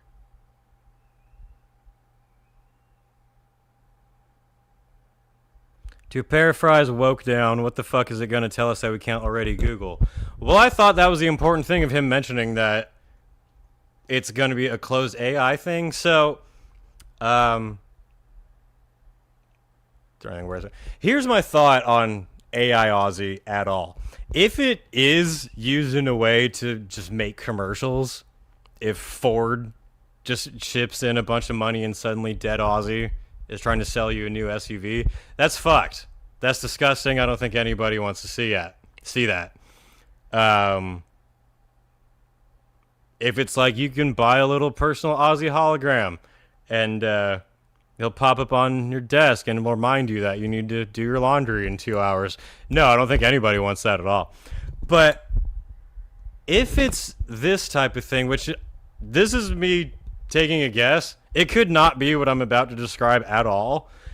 But I kind of feel like it might be this museum exhibit thing. They're already saying it's going to be a museum exhibit where it's like you go and see Ozzy's stuff. There's this stage outfits, the props that he was known for, and I would assume that the AI Ozzy would be there and like explain to you what it was and like talk about moments of it, and you could ask it things relating to Sabbath. If it's like an AI museum piece, like kind of a Demolition Man type of thing, I could see that better. It's still weird. I don't know if I want to talk to an AI dead person, even though that is some Star Wars shit. We're at that level. But if it's used solely as that, where like they sell you a ticket and you go in and you look at Ozzy's stuff, and then AI Ozzy pops up on the throne and is like, hey, then I could see it being a more interesting thing if he's not selling you insurance. If it's just a museum exhibit, then that's okay, kind of. Yeah, like I'm still not like, oh man, I definitely want to go talk to Ozzy Skynet, but I think it's better than being like Doritos with the dead Ozzy. Being, So yeah, I think that would be gross. Fuck am I? AI Ozzy would be the only voice model that needs subtitles in every language. So that's what I think and hope that it's gonna be. And even that, I'm still not, like, super thrilled by the idea of it. But I think it's better than being, like, Geico. Featuring Dead Ozzy. When you take a wrong turn, GPS Ozzy would say shit like, "Oh, you stupid fuck, you're gonna take the wrong fucking way. Can you not understand what the fuck I'm saying?" If AI Ozzy can be in my GPS system, I'll pay for that. Then it's okay.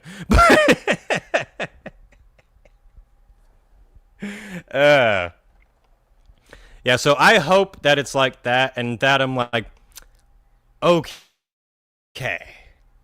It's kind of like if you went to the Jedi Temple and a hologram of Yoda came out and was explaining to you what shit was, then that's more acceptable. If it's Ozzy showing up in fucking commercials, nobody wants that. Nobody wants that.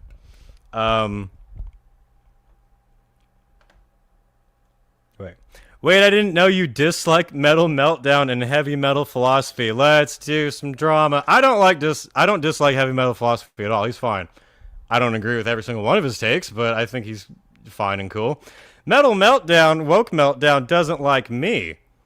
Woke Meltdown commented on one of my videos completely unprompted, accusing me of being racist and ableist, and then I called him a retard, and he doubled down on that.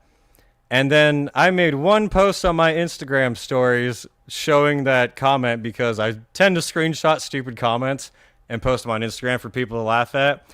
And I posted it saying, "Oh, look, it's Metal Meltdown, the flag it."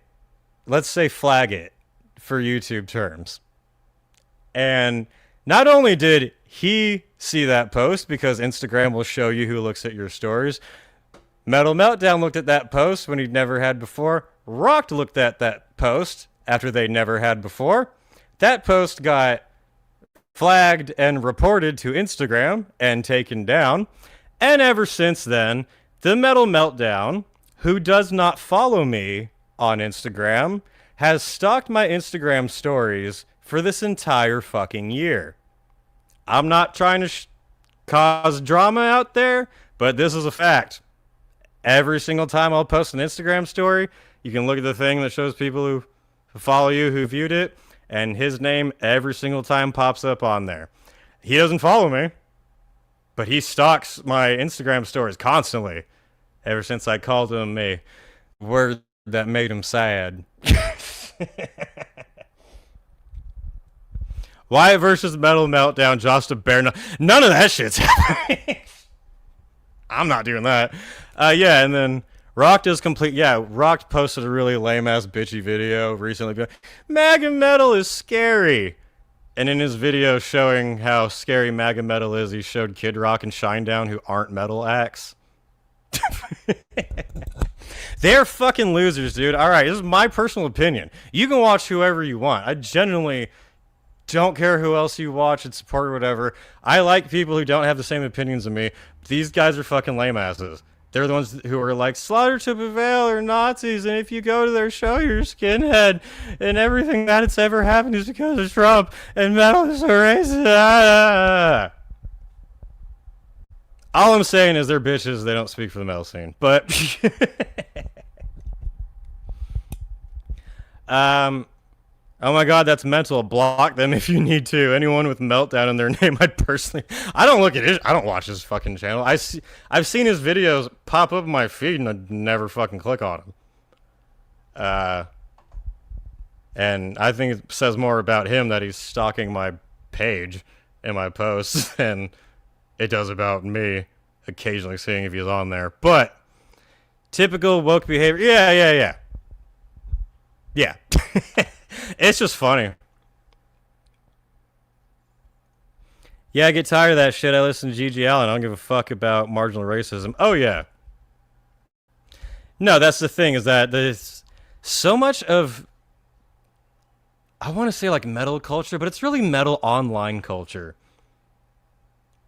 is like 10 years behind in terms of what political hard drive they're operating on. It's ridiculous. And I've either talked to personally or heard from friends of people in either big, well-known, very famous metal bands or more like underground staples well-known in the metal scene who hate stupid fucking woke shit, who don't go along with any of this fucking garbage, but are just smart enough to not say anything publicly so they don't get their threads flooded with woke retards being like, oh my god, I feel so unsafe going to your concerts now because you said a word on a podcast, and I'm pretending I was a big fan of yours, but now that you said a joke that I took out of context, I'm gonna act like I'm afraid and you're dangerous now? That's all they do. I've heard straight up, firsthand, from people in big bands who are like, yeah, that shit's lame as fuck. Go follow Gary Holt of Exodus on Instagram. He likes every single right-wing meme post. All of them. And I know that because I like all of them, so it pops up whenever you see a name on there. I would like to remind you all that I thought Pete Davidson's Charlie Kirk joke was really fucking funny. I have no alliance on either team. I think both teams are gay and retarded and fake. Just like my microphone that's falling apart. Anyway. Exactly, metal online culture. I work in music venue and all my metal coworkers don't parrot that shit. Exactly.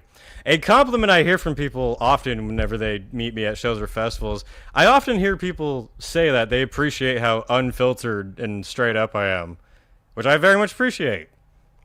It's not like an effort. I just do it. But anyway, there's a whole background spiel about the woke meltdown that people didn't know about because I didn't feel like causing internet drama, but I thought it was funny. Gary Holt posts the same dad jokes post that your uncle would love watching. His oh yeah, on Instagram, Gary Holt is like your conservative dad who watches Fox News and everything like, I think liberals are dumb, he reposts it. It's pretty, yeah. Anyway, holy shit, let's get back to relating this to everything. Exactly. I'm an equal opportunity I mock hypocrites. That is my political party. Whether they're left or right, they're going to get it if they're full of shit. Trump's about to get it here in a little bit in the same podcast. It's going to be funny, but we're going to make fun of Trump here in a little bit. Very deservedly so. Not in the woke meltdown type of way. But to continue here, I watched a few of his videos until I realized what an embarrassing joke of a figure he is. After all, he's living proof that men, too, can get their period. He's just annoying, too. Woke Meltdown made a video saying that AI Aussie is going to be selling you fucking cars and Doritos and Skittles and all kinds of shit. Surprisingly, Jack Osborne did comment there in the section. I only know this because I saw Heavy Metal Philosophy's video pop up, which I scanned through quickly. But for some reason, Jack actually did comment on there trying to start an argument with the woke meltdown. What even happened in it? I think Jack was trying to say it's not going to be used for commercial stuff, and woke was saying that it is. Okay. First of all, I think there are very understandable reasons to take issue with members of the Osborne family. Things in the past, like sharing business-wise. In my last video, I just talked about Battle for Ozfest. That was one of the most exploitive bullshit TV shows I've ever seen in my life. If I was on that show, I would fucking hate the Osbournes. And they would be right, too. That said, so I'm not trying to be like, no, you're not allowed to talk about the Osbournes at all because Ozzy died. I'm not like that at all.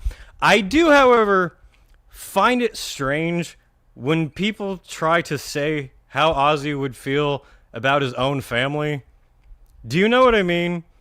I always see comments from people being like, oh, Jack, Ozzy would be so disappointed in you. Ozzy would have never signed off on this AI bullshit. You guys are just like dragging his name through the mud. And I'm like, how do you think you know more about a person than their son does? Think about that for a sec. You can not like them, whatever, fine. They've done stuff in the media to represent themselves, but how are you going to be like, no, I know your father more than you did, kid, who, you know, only knew him for your entire fucking life, and I've listened to his albums a couple of times. I definitely know what he would have wanted rather than you who actually had private conversations with him. I think that's weird. Like, what, do you think you would have met Ozzy and be like, I fucking hate your family? Who would have been like, right on, man, yeah, like... I don't think he would have appreciated that. Where am I going with that? Yeah, I think that's... I don't care if, you know, Sharon Osbourne is Sharon Osbourne. But I don't think it's right to be like, I definitely know what the dead member of your family knew more than you did. Also... Like I said, if the AI Ozzy is used to sell commercials, I'm not interested. I will make videos mocking that. But I would be interested to hear more about what Jack actually has to say.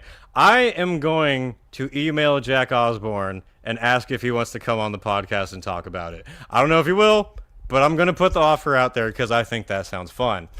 And I would rather talk to him who actually has firsthand detail on it than a drunk Canadian YouTuber. So we'll see. I said last podcast I'd love to talk to Jack anyway, so we'll see if that happens. If it does, that would be very interesting. I will straight up be like, are you going to use this for commercials? Because that's gay if you are. But if you're not and it's the museum piece, let's see. I was reminded really quickly before I end on the topic of AI Oz. I fucking hate your family, I'm saying to every famous person I ever meet. I know, right? Like, picture your mom dies. Or if you hate your mom, picture your dad dies, or your grandma, or whoever. And they happen to be famous.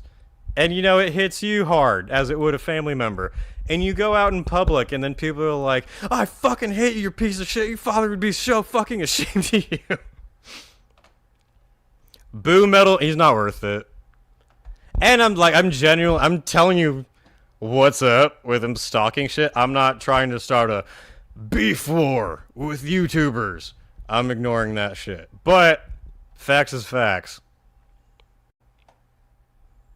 Anyway, we'll see if Jack comes on. We'll talk about AI Oz. We'll talk about succulent chicken dinners. Oh, that's what I was going to add before wrapping this up. People saying that Ozzy would definitely not be into this. How many commercials did Ozzy do? How many cameos did he do? He was in video games. He was in movies. He was in sitcoms, pop-ups. He agreed to all of that. I mean, if Sharon was the manager, I'm sure she set up most of these things and probably positioned a lot of things. I'm sure there were things he probably didn't fully understand or wasn't super into, but Sharon was like, nah, do it. And he was like, all right, sure. I'm sure that definitely happened. But do you think he had no free will or say at all in all the appearances he did before? He was always a marketing machine. At least when he was with Sharon, he was. So the whole thing is weird. I feel like some of it is people like with a parasocial relationship to Ozzy being like, no, my made-up version of Ozzy would never do that, ignoring who he actually was. Which, to be fair, even if Ozzy himself, there was an actual video where he's holding a newspaper saying, this is me, Ozzy, I'm still alive, and I support AI Ozzy, I still understand people being like, no. Because I am still one of those people, but I don't want to act like, no, the family doesn't know Ozzy like the listeners do. Also, saying that Ozzy wouldn't do that. Do you think other metal artists would ever commission an AI avatar themselves?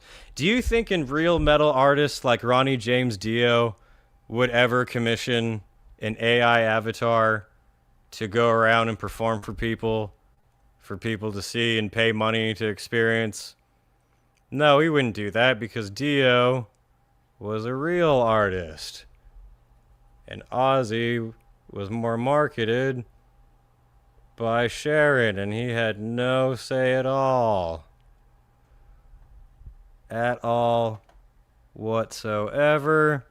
A real metalhead would never do this type of thing, except for the fact that there totally was a Ronnie James Dio hologram that went on tour with Dio disciples. I'm muting this. Dio is just as short as ever there, dead. This is a hologram. Stop calling the fucking spam. I hope every spam caller dies. Let me just put that on camera right now. Anyway, here's AI hologram Dio. Is this just as bad? Is it just as gross? Is it less exploitive? Is it more exploitive? I don't know. To be fair, this was before they called it AI.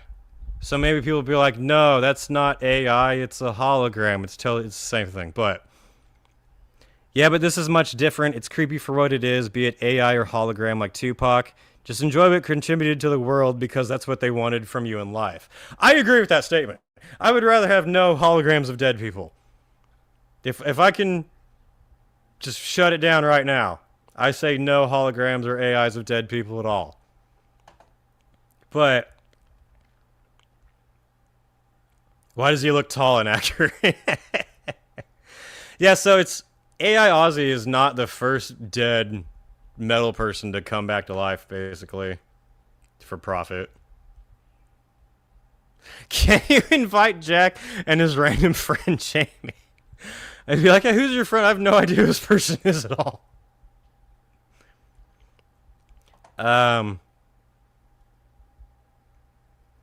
That's just cruel on another level going on like that about their own family. It's like bullying. I mean, yeah, like, I don't know. I'm not saying they're like immune to any criticism whatsoever just because they were related to Ozzy, but at the same time, I think it's stupid for fans to act like they would know what Ozzy wants more than his own fucking family did.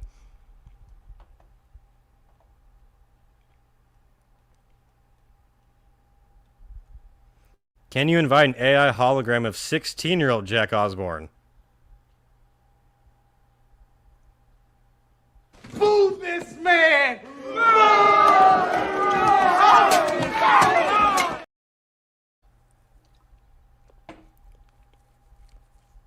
So we'll see. But I can show you an example of what the hologram is going to be, actually. Because I looked up the company Protoluma, which is the company that will be making the AI Ozzy. And I've seen this before. Howie Mandel has this in his podcast studio. All of his guests come in and get recorded on it, and now he has them enslaved in his little Howie metaverse. This is the exact thing that the AI Ozzy is going to be. This is the exact same company.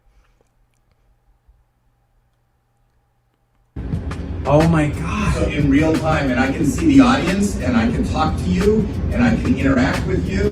You can put a drum set on this and just playing drums, or you can do a drum set and have your friend on stage beside you.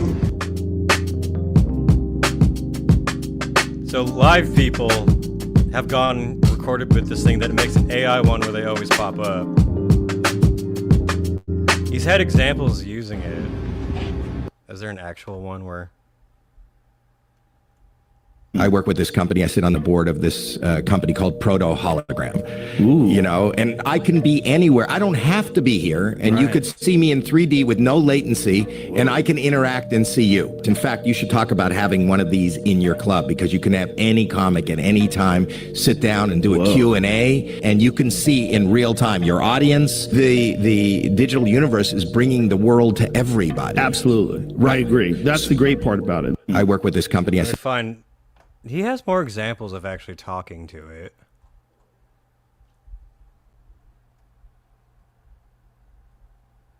Howie Mandel, a name I don't regularly look up. I did, for all the Kill Tony fans out there, I did watch Howie Mandel's podcast with Timmy No Breaks, where he definitely didn't know that Timmy was a character. That shit was hilarious. There's a longer one of them talking about it.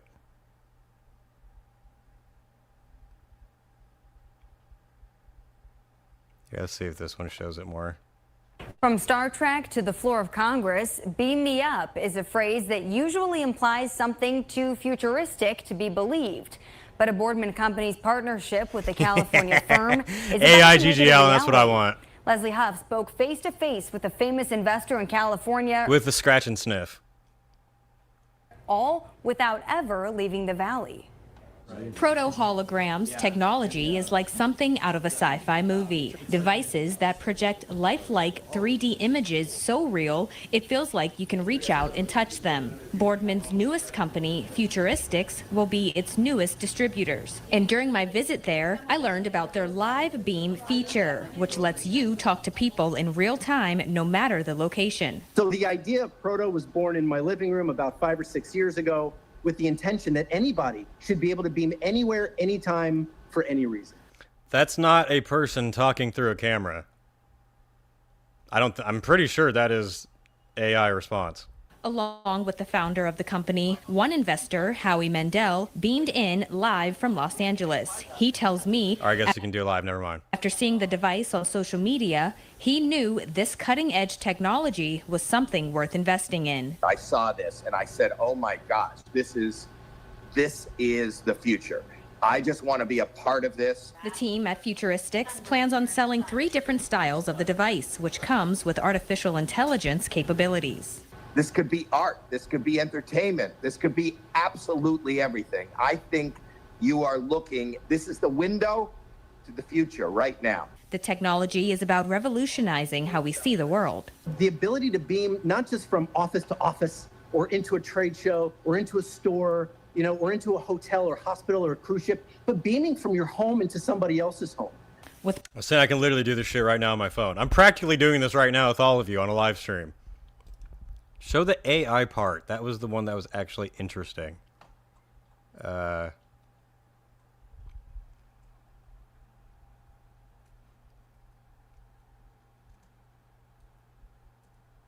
do you spell a stupid name?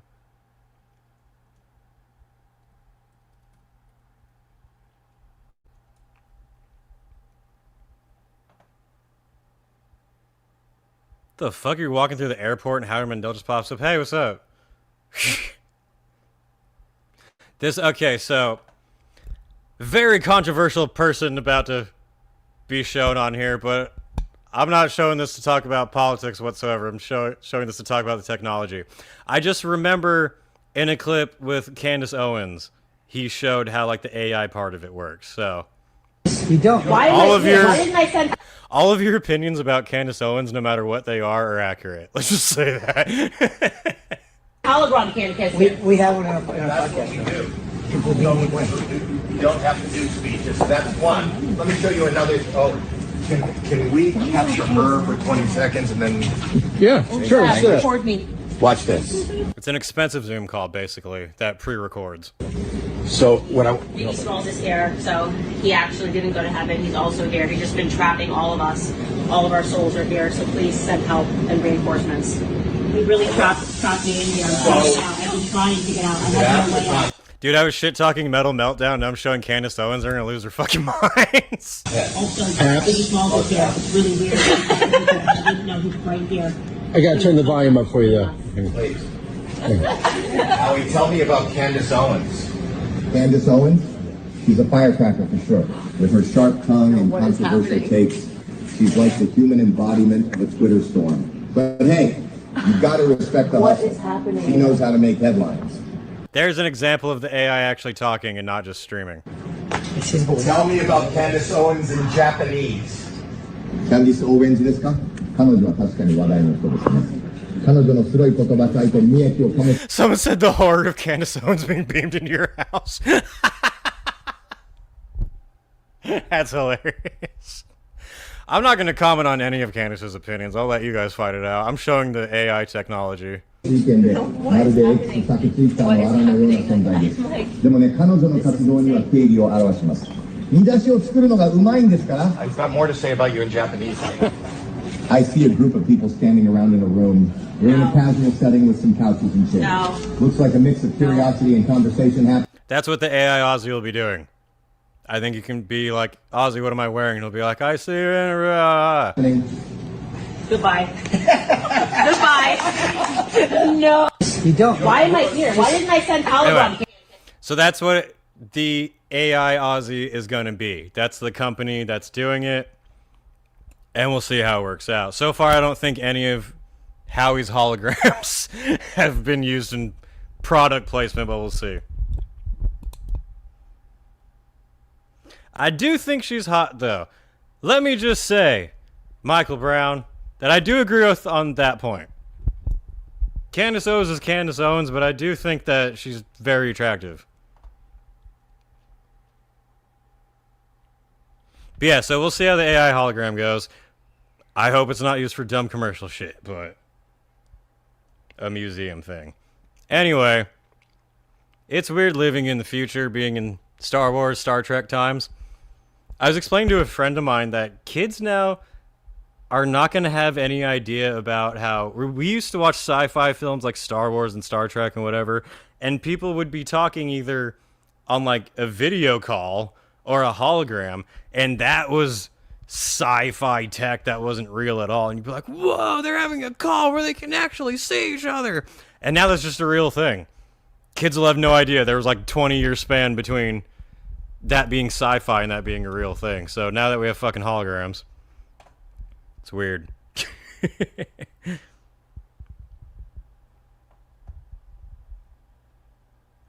Finally in Wisconsin. Let's go! By the way, since I was making fun of woke and left stuff, let's make fun of Trump really quick. It's well deserved. So, what was supposed to have happened recently or soon, I guess. I've barely even paid attention to this thing. Where is it? So, the Freedom 250 fucking concert festival rally thing, whatever the hell it is now. I mean, AI, tell me what the hell this thing was even supposed to be in the first place.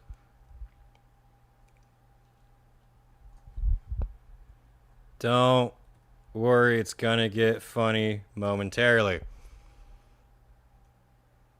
Alright, since we were just talking about Skynet, tell me what the hell Freedom 250 was supposed to be.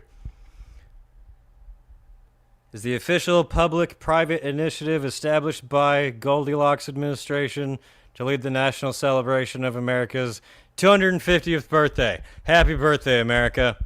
I will always remember, last time I went to the UK, my friend was driving me around, and he pointed to some house, and he goes, you see that house? That house is older than your entire country. And it made me laugh really hard. But America was supposed to have a birthday party pretty soon. There's going to be UFC fights, a state fair. There was supposed to be a bunch of really shitty artists playing. But I think most of the really shitty artists dropped out. Apparently they didn't realize a presidential thing was going to feature Trump. Way back when America was maybe somewhat decent, they had big giant state fairs where they would build like these mass cities like BioShock Infinite and show like Zeppelins and shit before they exploded. Trump was basically trying to do that again, and he had a bunch of really shit bands performing at it. And all of those bands, if not all, most of them dropped out. One of them that dropped out is America's Greatest Bachelor. Never found love after 3 or 4 seasons, unfortunately.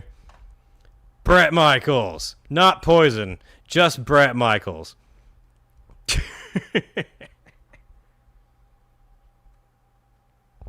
Dude, Freedom Williams' video response to Freedom 250 outrage is the funniest shit. I've never heard that name before. I don't know who that is. But we'll have to see. Vanilla Ice is holding the line. Don't let these commies ruin America 250. Yeah, so anyway, a bunch of people dropped out. One of them was Bret Michaels. I want to read his reasoning why here. Hello to all my awesome friends and fans. I wanted to jump on here real quick and talk about the upcoming Freedom 250 event in Washington, D.C. When this opportunity was originally presented to my team, It was described as a celebration of our country through music and a chance to honor our veterans, active military, first responders, teachers, and hardworking Americans from all walks of life. As the son of a veteran and coming from a family that has proudly served, that is something I have always been honored to support. As many of you know, I've spent my entire career bringing people together through music, positivity, and good vibes, and exploitive TV shows. My shows have never been about politics. They're about nothing but a good time. Forget about all life stresses for a few hours. Unfortunately, what was presented to us as a celebration of our country has evolved into something much more divisive than what I agreed to be a part of. Concerns have also been raised regarding the safety of my fans, band, crew, family, and myself, including threats that are completely unfounded and including threats that are completely unfounded and unforgivable. Those are completely different things. Unforgivable means it was so bad you could never forgive it. Unfounded means it wasn't fucking true.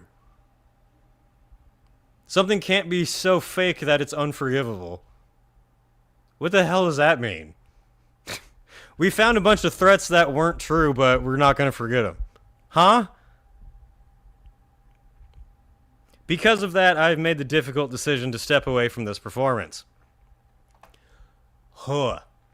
This isn't about politics, it's about staying true to what I've always believed in.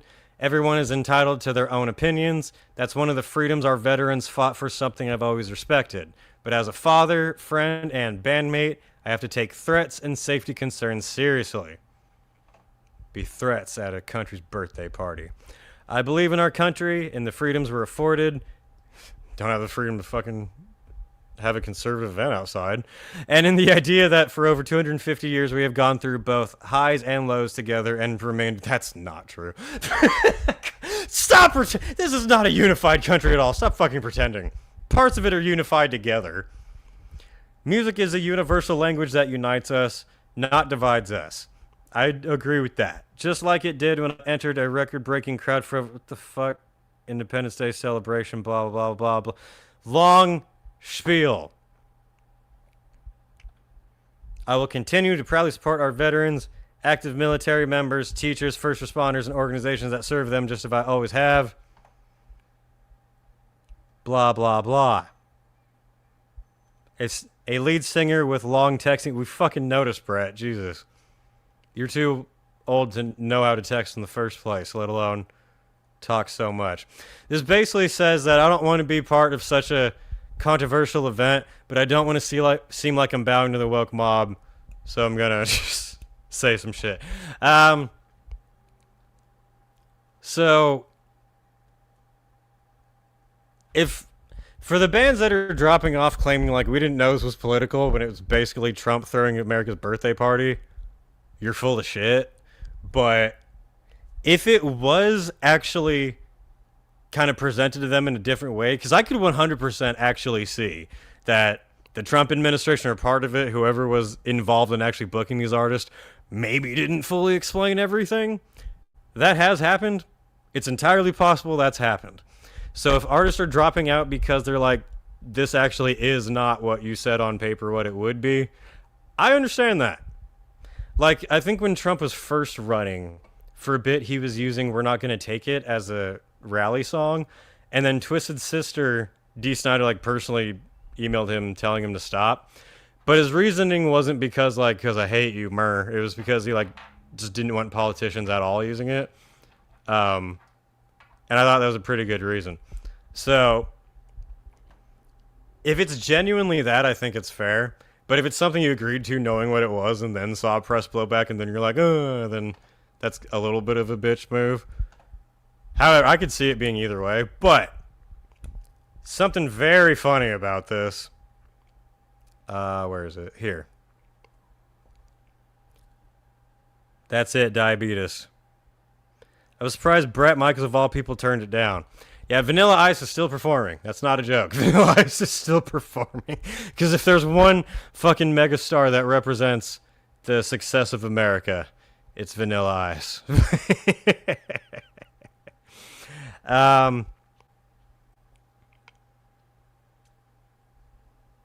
Oh, so someone who commented on the bands dropping out is Goldilocks himself, President Trump.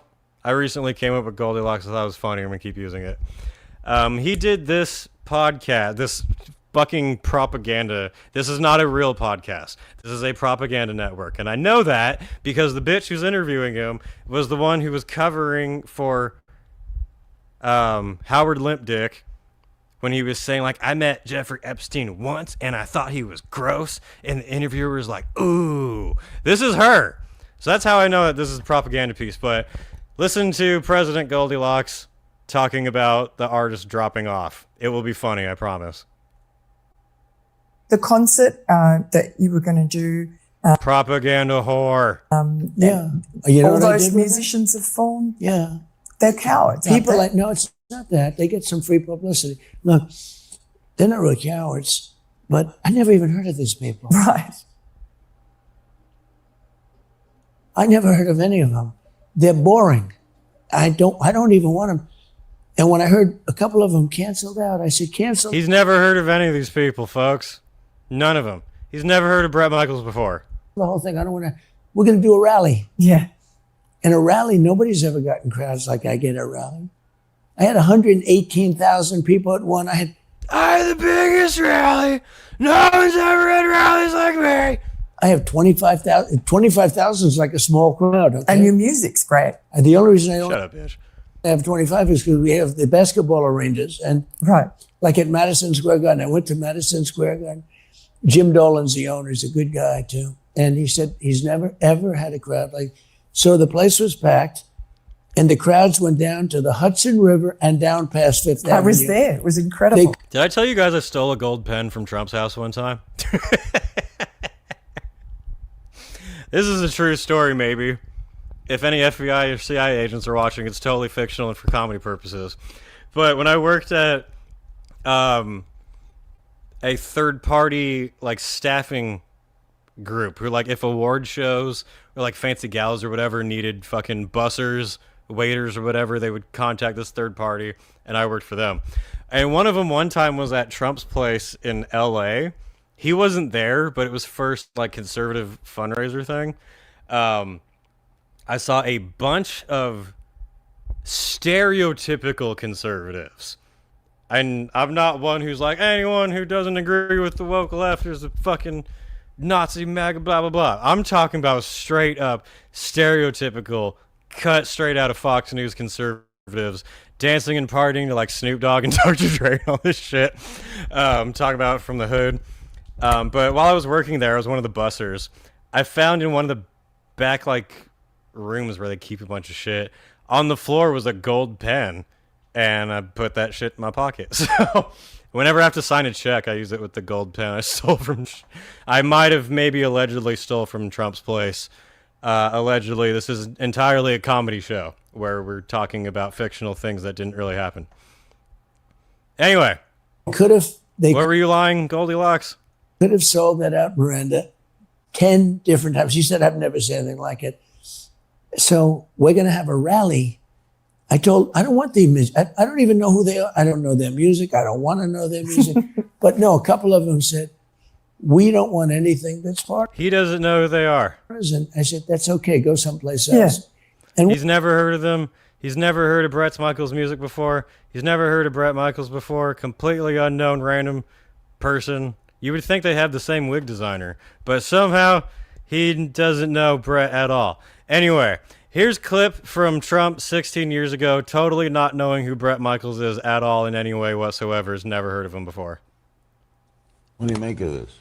Well, first of all, he's a great guy. I didn't know what to make of him at first. He was on. I know of him. I never met him before, but I didn't give him a lot of chance. I'll rewind it so you know he's talking about Bret. Or do you think you'd like to leave? You know that I do not want to leave here, but for my charity, I would fight. Who the fuck is that? He's like, I've never seen this woman in my life. To the end, and especially now. However, if she was really sick, I would never say I want to leave, but I would leave to take care of my daughter. What do you make of this? Well, first of all, he's a great guy. I didn't know what to make of that guy I've never heard of before. I have no idea who he is. He's a great guy. him at first. He was on. I know of him. I never met him before. He knows of him. But I didn't give him a lot of chance, and he has outworked everybody. He has been so good, so strong. And, you know, like I was saying before, he was popular. Everybody loved Brett. Every castmate, there's not one would go. I've never heard of him before. I have no idea who this guy is. I'm the only blonde weird person I've ever seen in my life. Goldberg, this tough wrestler, he loved Brett. They all liked him. And that this would happen. And he actually looked like he was in really good shape. In fact, I got to see, you know, without, it's never been my thing in life, as you can understand, but I saw without a shirt, and it looked good. You know. Pause. He has no idea who this man he saw without a shirt and thought looked good is. He's never heard of him before. Not as good as she looks without a shirt, but he looked good. And pause. To think, there's nothing we can do about it. But to think that Jesus fuck, I didn't even watch that part. Jesus Christ. This would happen to him is amazing. Have you tried to find? We don't even know the hospital he's in. Well, I'd rather not say. I mean, he's really working hard to, you know, look, he's got a very, very tough situation. Now, you've taped everything but the final show, right? We have taped everything. So how do we handle this? Obviously, he's not going to be on the final show. Well, we'll see what happens. Wouldn't it be great? When is the final show? It's in about 5 weeks. He's never heard of Brett before. Brett only won Celebrity Apprentice. He was only the winning fucking member of the fucking show. Which, to be fair, there's a lot of blondes that Trump has forgotten, so I understand. Trump says, "You're not doing my show. You're dead to me. Dead. You hear me? Dead." I've never actually really done a Trump impression out loud before, so let me know how I'm doing. Not as good as Shane. At all. Trump should not speak in public anymore. Should only be Shane Gillis doing Trump impressions. Whenever he gets mad at someone, they go from being the best to being the worst, or he never... Yeah, no, 100%. He did that for Tony, too. When Tony did the Puerto Rico joke at the rally, he's like, "I've never heard of him before. Never heard of him." We're like, you know, he talked to Tony before he went out there, right? He did the same with Joe. I think before Joe Rogan endorsed him, what was it? He said something about, like, not being totally sure, and he was like, "Joe Rogan's such a loser." And then he went on a show.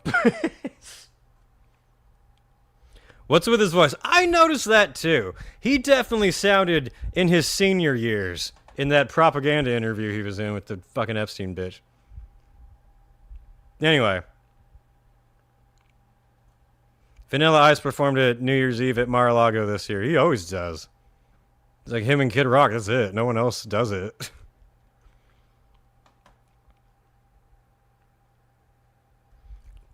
She's not only orange, she's actually a real fruit. Damn.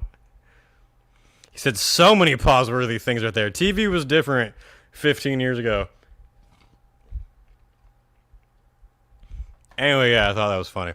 But there's a final thing to mention on that, actually.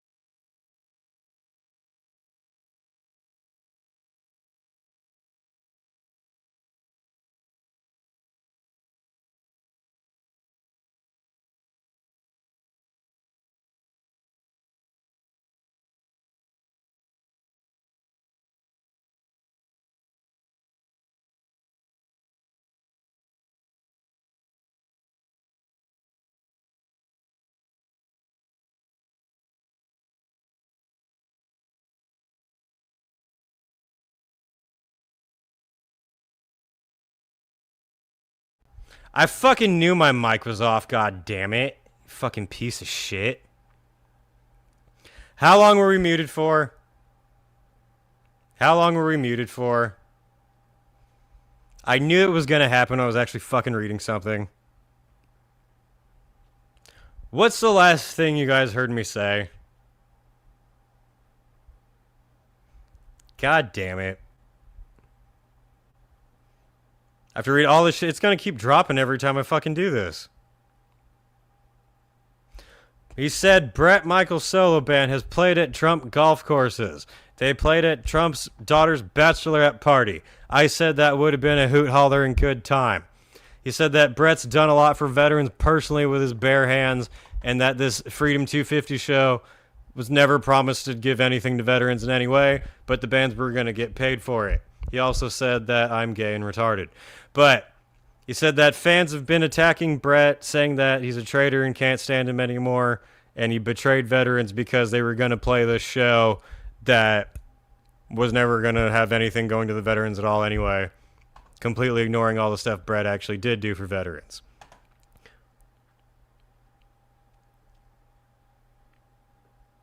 So where was I, goddammit?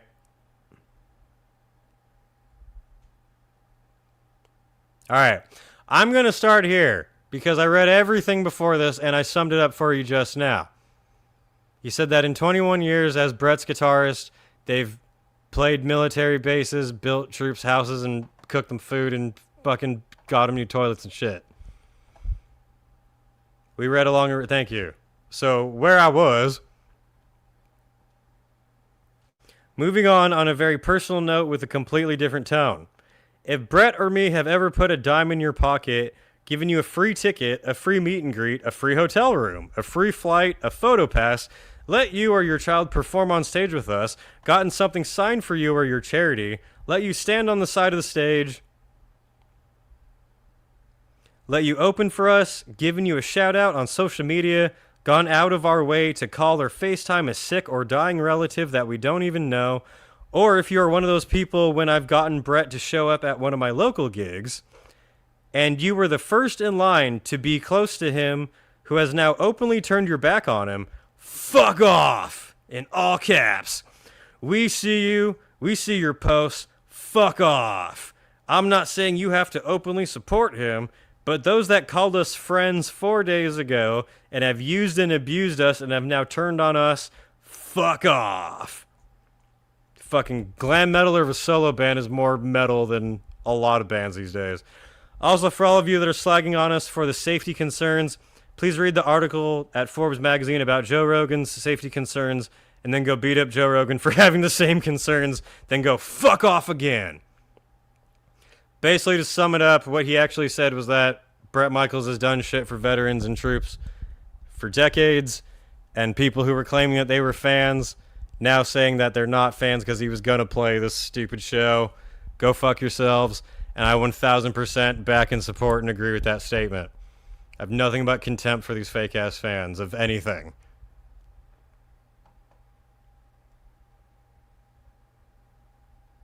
Wow, Miller time is over and Wyatt is still on. What time is it? I have to go to the rave pretty soon. I have an hour, shit. Pre-party for Milwaukee Metalfest starts in an hour. I need to go find weed.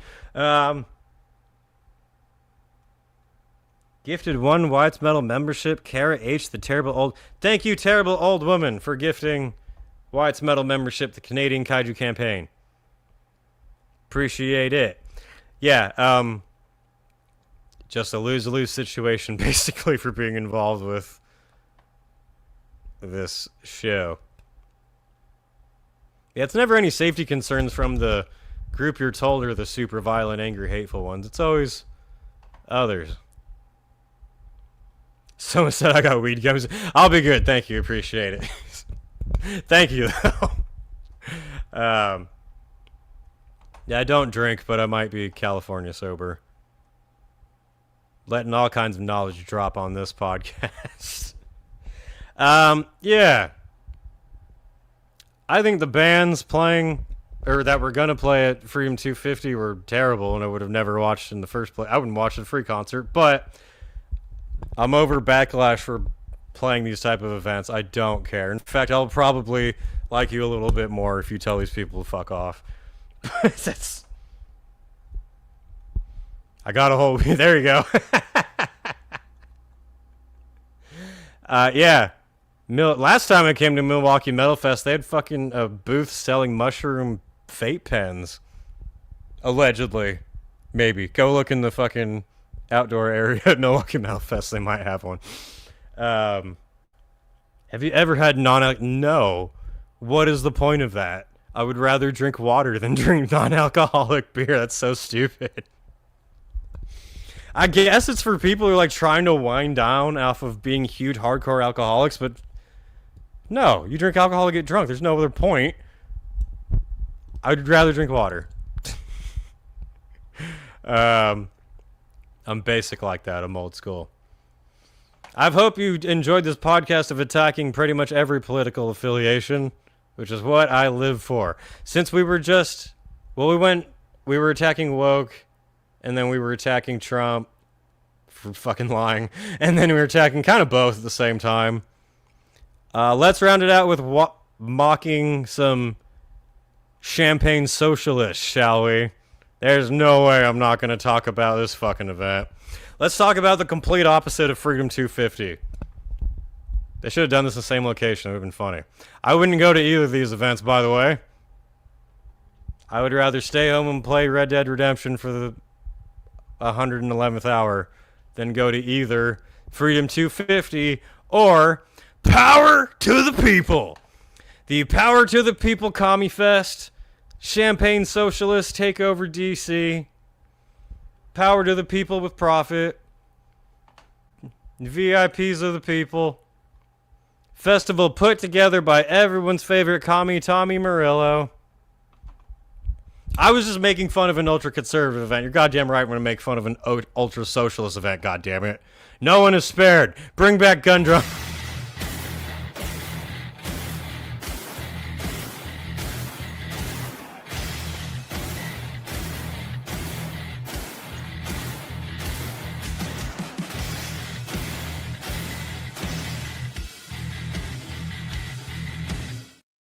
You're goddamn right we're pissing off everybody. I'm an equal opportunity offender here. I have the same political ideology as Thanos. I'm about balance. Anyway, if you guys haven't heard about this scam, Power to the People, a day of peace, love, justice, and music for only one party. October 3rd at the Merriweather Post Pavilion in Columbia, fucking Washington, D.C., basically. This is a Power to the People festival with performances by Foo Fighters, Dave Matthews, Tom Morello, Joan Baez, Public Enemy. I think they just got added because I don't remember seeing that before. Jack Black. Oh, boy. Dropkick Murphys, Cypress Hill. I like them. Killer Mike. I kind of like him. Serge Tankian, Brittany Howard, Taylor Momsen. I kind of like her. The Linda Lindas, Daryl DMC McDaniels, Matt Cameron, Grandson, The Neighborhood Kids, Shepard Fairley DJ set, and special guest Bruce Springsteen. I thought Dave Matthews and Bruce Springsteen, if they were standing next to each other, I could not tell you which one was which. Very nice. If this was made with AI, I would laugh so hard. I'm not sure if it is or not, but... Power to the People is a celebration of peace, love, social justice, woke justice, music, and community action, and community scamming. Curated by Commie Tommy, this one-day event at Merriweather Post Pavilion, which, by the way, I have to give them credit, this is not a Live Nation venue. They are not using Ticketmaster, I don't think. I don't believe so. So I will give them the credit for that. This is not a Live Nation venue. Is about grifting off of people's empathy for profit and scam. An extraordinary lineup of artists and activists delivering propaganda, intimate collaborative performances across 2 stages, plus the Freedom Village trademark. An immersive space with non-profits. Dude, I come from California. Nonprofit is a bad word to me now. That means scam. If you say you're a nonprofit, I am suspicious of you immediately. To be fair, I'm suspicious of every single charity, but... And community partners talking a bunch of dumb bullshit. There will be no utterance of any disagreeing opinion here whatsoever. Make no mistake, this is echo chamber of the people. You are not allowed to come here and actually talk about, I think the other side might have a point, or maybe this might not be actually true, or the actual data and evidence show this. No. Those are offensive slur words here. You will be killed. Don't, if you mention the word critical thinking, you will have red dots appear on your forehead.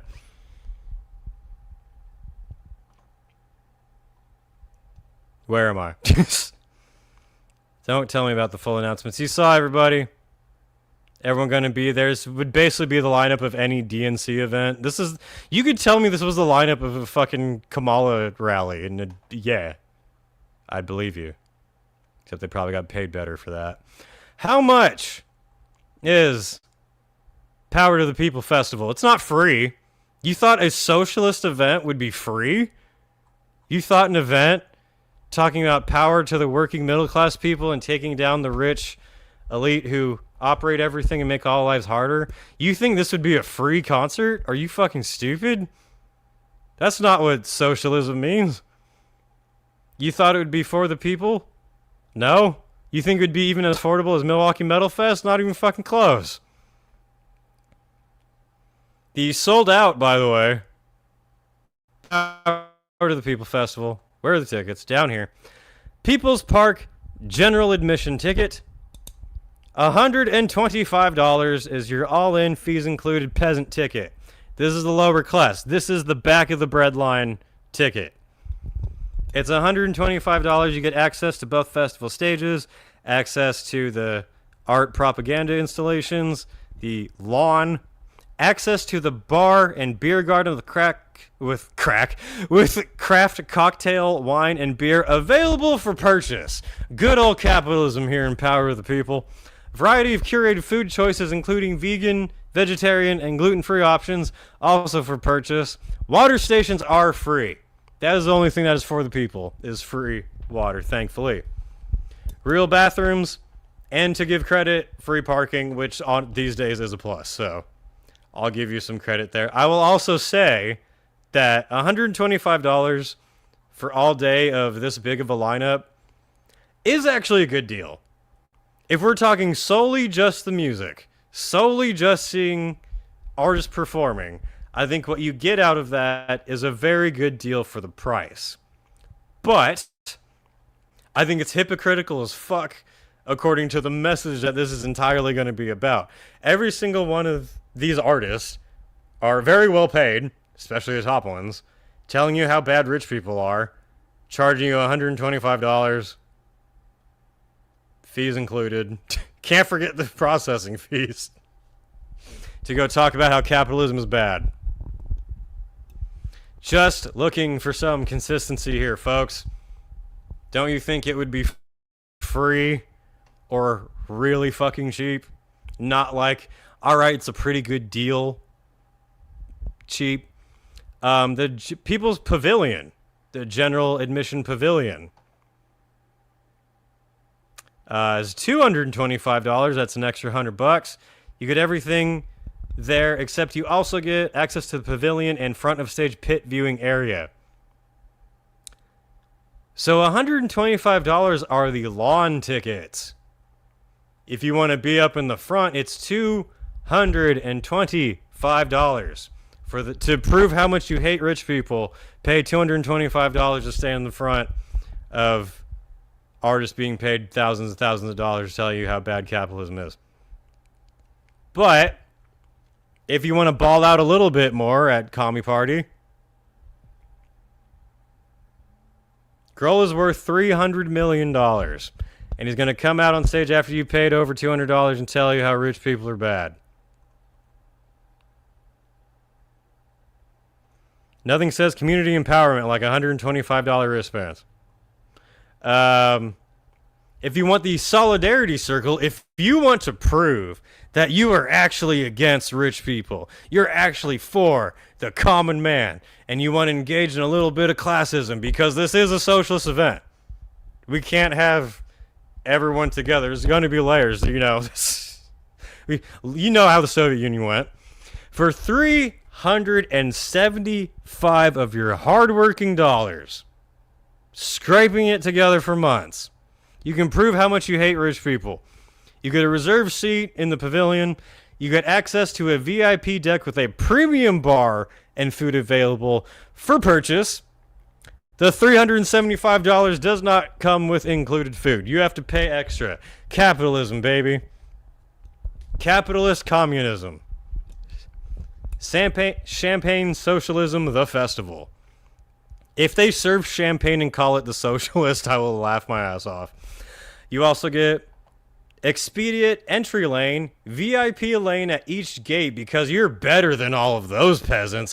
They only paid $225 to show how much they hate rich people. You hate rich people an extra $125, so you get the special red carpet rolled out for you. Also, all proceeds from VIP sales will be donated to nonprofit organizations fighting for human rights and social justice. So at least some of your VIP money is actually going to nonprofits who are totally going to donate it and not just put it in their own bank accounts. Which, hey, at least we have some sort of charity going on here. But isn't it funny that if you don't pay for the VIP ticket, your $225 does not go to charities, does not get donated to nonprofits fighting for human rights and social justice? Your $225 can fuck the hell off. Your little peasant change you scraped up working for weeks to come here to sit in the back of the class, fuck you. You're not actually helping anyone. You're just here for greedy capitalists. You're going to sit there with the dunce cap on and prove that you're not a true socialist, while Hassan Piker is in the VIP area on his gold iPhone. Or, if you really hate rich people, if you really hate capitalism, if you're really about the common everyday man, you can get the Robin Hood package, great name, the VIP Super Suite. I feel like these are completely hypocritical things. You can pay $1,500 to prove you hate rich people, to spend one day in a private tent with your own bar that you still have to pay for, watching a bunch of millionaires tell you how rich people are bad. People whose entire careers were built off of American capitalism, telling you how American capitalism is bringing you down. It could be for reasons that, like, you're paying $1,500 to go to a one-day fucking concert. That could be one reason why you might be struggling. If your if your bank account isn't going too well. What do you get for the VIP Really Hate Billionaires Club? You get to sit next to Bernie Sanders and Hassan Piker talking about how billionaires are bad with your martinis and your champagne glasses. I was just making fun of Trump. You shut the hell up. Everyone's getting these fists today. I love how it's called the Solidarity Circle. You're $1,500 worth of solidarity. Access to a VIP suite. Classism. Access to an elevated, above the peasant, unobscured viewing balcony so the plebs, the Poles, don't block your view of Dave Matthews telling you how Trump is bad. The very best seat of the stage and of the whole festival, king, czar, whatever you want, comrade. Access to exclusive VIP, you just said that. VIP host with concierge service for bar and food. Your Robin Hood package, to prove how far you're the working everyday man, you can have servants bring you overpriced drinks while you watch Dave Matthews talking about how capitalism is bad and destroying the country. You can sit in a private fucking suite with a waiter bringing you freshly cooked gourmet food and drinks, sitting literally above people whose money did not go to charities, thinking about how good of a ally you are to fight against the rich upper class elite. Milwaukee Metalfest is like $400 for the whole weekend. You can come here and drinks are affordable, shirts are affordable, and you won't be preached to about how, yeah, you're really sticking it to the Trump administration by lining my fucking pockets. You get a phone charging station, that's nice. $1,500, you can charge your phone. The peasants don't get electricity. This is exactly like the Soviet Union. I think this is an excellent representation of what it's claiming to be. Thank you for just laying it all out there and making it fucking obvious. Really appreciate it. Commemorative show poster, commemorative show laminate. All proceeds from VIP sales will be donated to non-profit organizations while you sit in your private booth with a Son Piker jerking each other off. Is smoking permitted? No smoke. What? No smoking or vape products are permitted. Freedom for the working class individual. I paid $1,500. I can't hit my fucking vape pen. Fuck you, call me Tommy. You come to Milwaukee Metalfest, you can buy unofficially, allegedly, vape shrooms and not be preached. That is a way better deal. I know whose money I know where I'm giving my money to. Shit. Josta and Wyatt's medal for president and vice president. No, I will only accept emperor. Nothing short of that will fucking be good for me. $1,500 for a balcony. For that money, I better get to address the fucking crowd. For $1,500, you better crowd surf like Daenerys in Game of Thrones when she's going over all the brown people and they're like cascading her. Yeah, I want the full $1,500 white savior experience, goddammit. Come on. I want the $300,000 sunglasses that Son Piker wears. I want, if I'm paying $1,500, you better take me on an all expenses paid propaganda tour of Cuba where I get to meet the Castro regime and get told what to say. God damn, I'm paying $1,500. Do you know how many hours at McDonald's a working average day person has to put in to be told how much capitalism is bad for them at this event? At least in a blatantly Trump capitalist event, $1,500 VIP, you'd probably get a hooker. At least you're getting your money's worth then. For $1,500, I better get to redistribute the bar tab. That's right. My Bloodstock trip includes tickets, flights, hotel, and it was still cheaper than fucking giving your money apparently to charity. Which, by the way, let's get to that before I head out of here. Do you know how many Jewish space lasers you could buy with? At least be honest, dude. At least be straight up with it. Do you know? It's too funny. This is what happens when you haven't lived in reality for fucking decades. Yeah. The viewer very excited for this show. It's really gonna stick it to the man.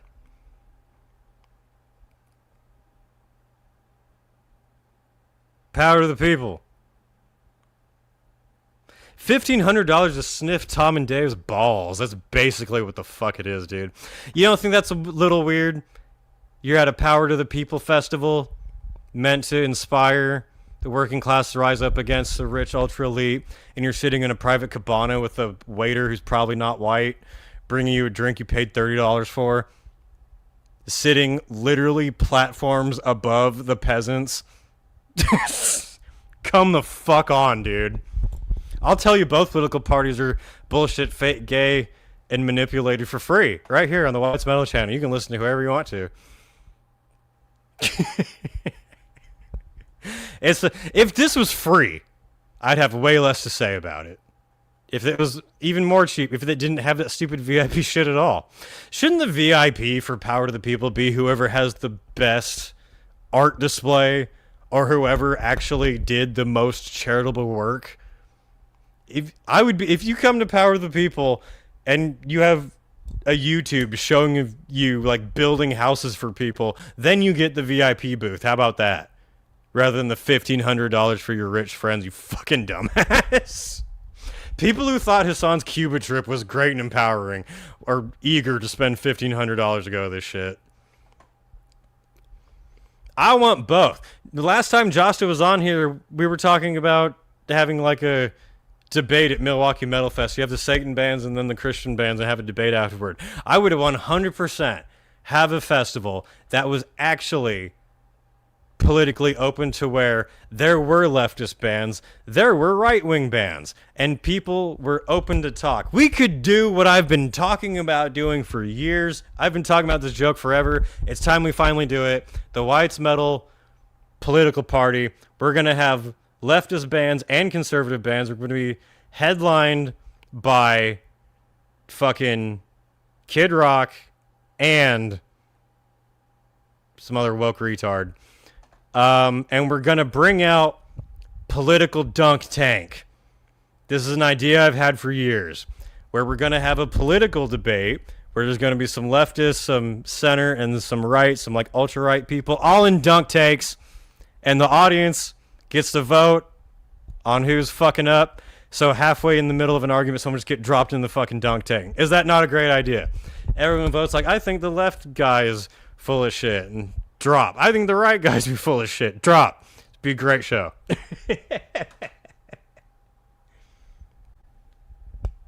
Yeah, we're going to have Randy Bly in a debate against Phil from All That Remains. They'll both be in dunk tanks. It will be fucking hilarious. Come on. The revolution will not be televised, but it will be available at the merch booth for $55 before taxes.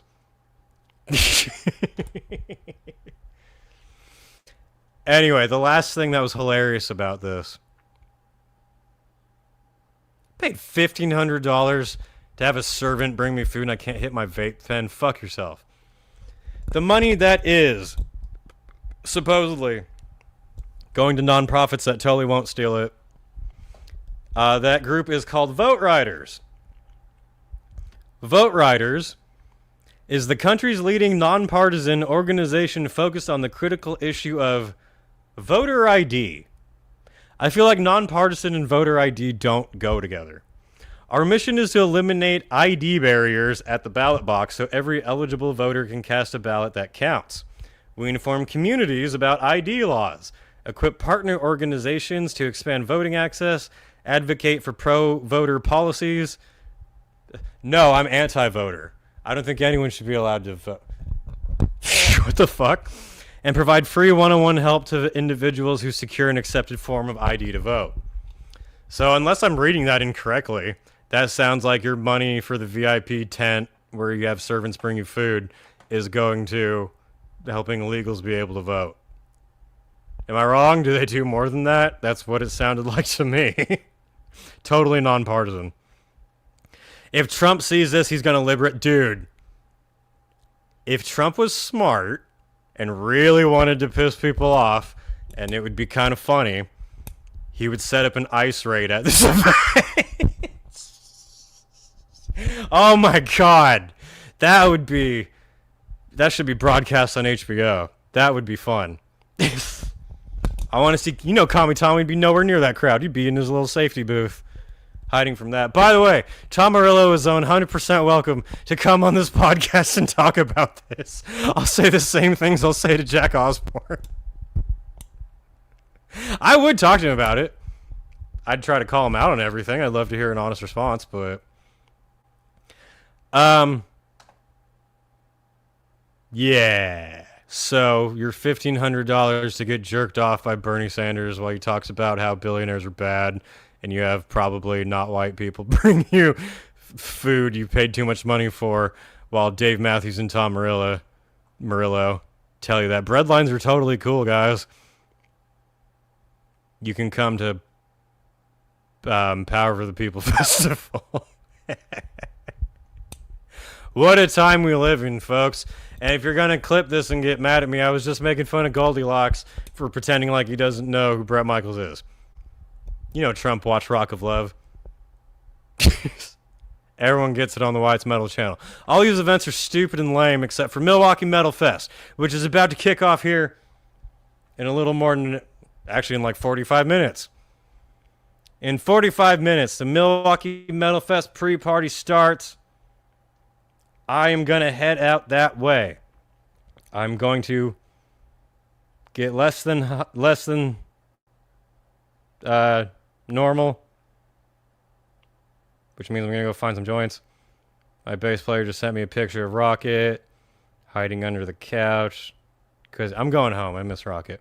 Now I'm gonna head out to the rave pretty much now, and I'll be in there throughout the pre-party hanging out. If you meet me, come say hi. Totally down. Always cool. Always blows my mind that people actually watch the channel. So yeah, it's totally cool. If that happens, I'll see Kinky Sizemore there and some other people. Fuck both political parties. Anyone who talks about politics online is gay. That's my opinion. I don't care what color hat or hair they have. That's the answer. This was pretty fun. I will catch you guys throughout Milwaukee Metalfest. Are we going to end with... Yeah, let's do it. Enjoy Trevor going to see Dark Insanity perform their new single that will be out soon. I will catch you all at Milwaukee Metal Festival, and then I'll have videos for you when I come back. Take it away, Officer Trevor.